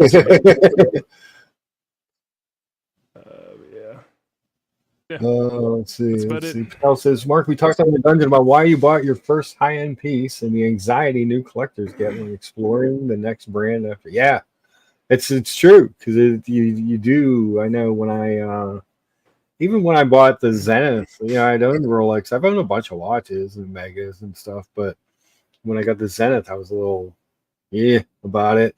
And then the JLC, and then you get when you move on to different stuff, you do get a little anxious about it. Well, and also, what do they say? Expectation is the thief of joy, right? So Yes. you run into okay, this has this reputation, it's supposed to be better, but then the margins at where it is better is just kind of. Yeah, you've already run well past the knee in the curve as far as price to value, right? Yeah. So it's just you kind of it's stuff starts getting kind of mad to get way up there, but then that starts getting way out of people's price point. Yeah, it does. And like Patel says, also the showed a message from Terry Stern to the AD network telling them to stop bundling Pateks with jewelry and other watch brands. Got that from a VVVIP tech source. That's good. That's a problem. George Voorhees bought that Hoosier. My memory is a terrible thing to lose. But anyways, because he bought it on the gray, because what he ended up paying for it on the gray was more for the watch, but it was hundreds of thousands of dollars less than he would have had to spend to be eligible for that watch. Like I can't even look at it. We had 2 Patek 80s, and then now we have none. And so there is no Patek within 600 miles of Denver, which is funny because we're a bigger and wealthier city than a lot of the cities that in that at that 600 miles that have one. How Don't be does taking Salt Lake shots and at Kansas Pittsburgh. City have a Patek and Denver doesn't? The fuck is this? That was that's it's true, but you can't find them, and then when you do find them, there's all these rules to get one. It can be frustrating for a lot of different brands. Been ages since I did a panel with George Voorhees. We did one last year on Archie. Great guy. I love to chat with him again on the stream. Yeah, George is great. I love when George pops on, especially my favorite time when George pops on is when he's gone to the bank and switched out his watches. He comes on and be like, just come on and just show what he pulled out of the bank. And just flat out crazy pieces, just beautiful, amazing pieces. And he's a guy who I love George because he has some hype, but mainly he buys what he loves. He's got a real passion for his timepieces, and that's awesome. So, but what do you think there, Two-Tone Peasant? Do you think it's getting about time to end the stream? Send everybody over to the colony. That's right. I gotta go pray at the Church of Iron. So yeah. Each workout in. Again, looking forward to the 13th. I think it's gonna be a blast. Yeah. Checking out some watches and exploring Philadelphia and having dinner with the G's. It'd be Evan G and Mr. G there. Yeah. I'm surprised he doesn't go by Doc G, because then he could be like, Mr. G was my father, right? I love it. Dr. G. I love it. It's fucking great. And I appreciate everybody for stopping over. It looks like I got a few more subscribers. Ugh. And I got let me see where we're at here for upvotes for the day. I mean, the show is definitely going 62 upvotes. Damn. I used to be happy to get to 20, So thank you everybody for listening. It's a good time. I enjoy talking with you guys, and like I say all the time, first, go watch whatever you want. If you want to, I don't care what you go watch. That's up to you. If you're entertained, go watch it. And second, Like I tell you every week, say something nice to somebody, do something nice for somebody, be the light you would like to see shining through others. Yeah, if Interpol doesn't have a problem with what you're watching, I don't have a problem with what you're watching. So. There you go. Perfect. Perfect. On that note, we're going to lucha our way on out. Guys, thank you so much. Head on over to the colony. I'm not fancy technical that I know how to send you guys over there to automatically join. I should probably figure that out. Like Patel said, Patel says, watch everything, guys. Yeah. If it's entertaining, check it out. You know, if you want to support it, support it. Anytime you're a great guy, have a great Sunday, brother. Stay in Looking Glass. Always good to see you on the show and in the chat. And we'll lucha our way out.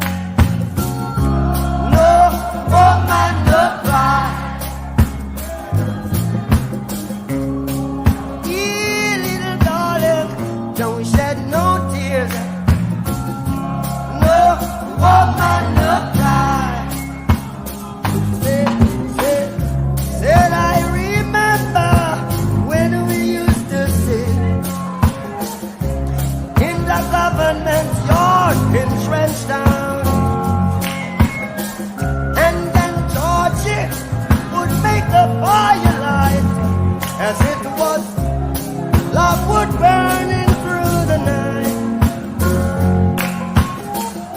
Then we would cook on meal porridge, of which I'll share with you. Bye.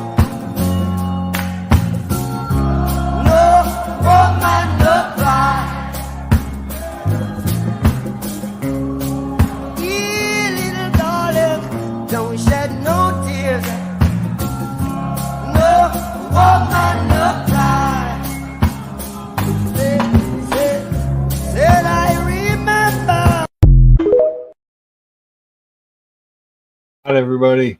Be good.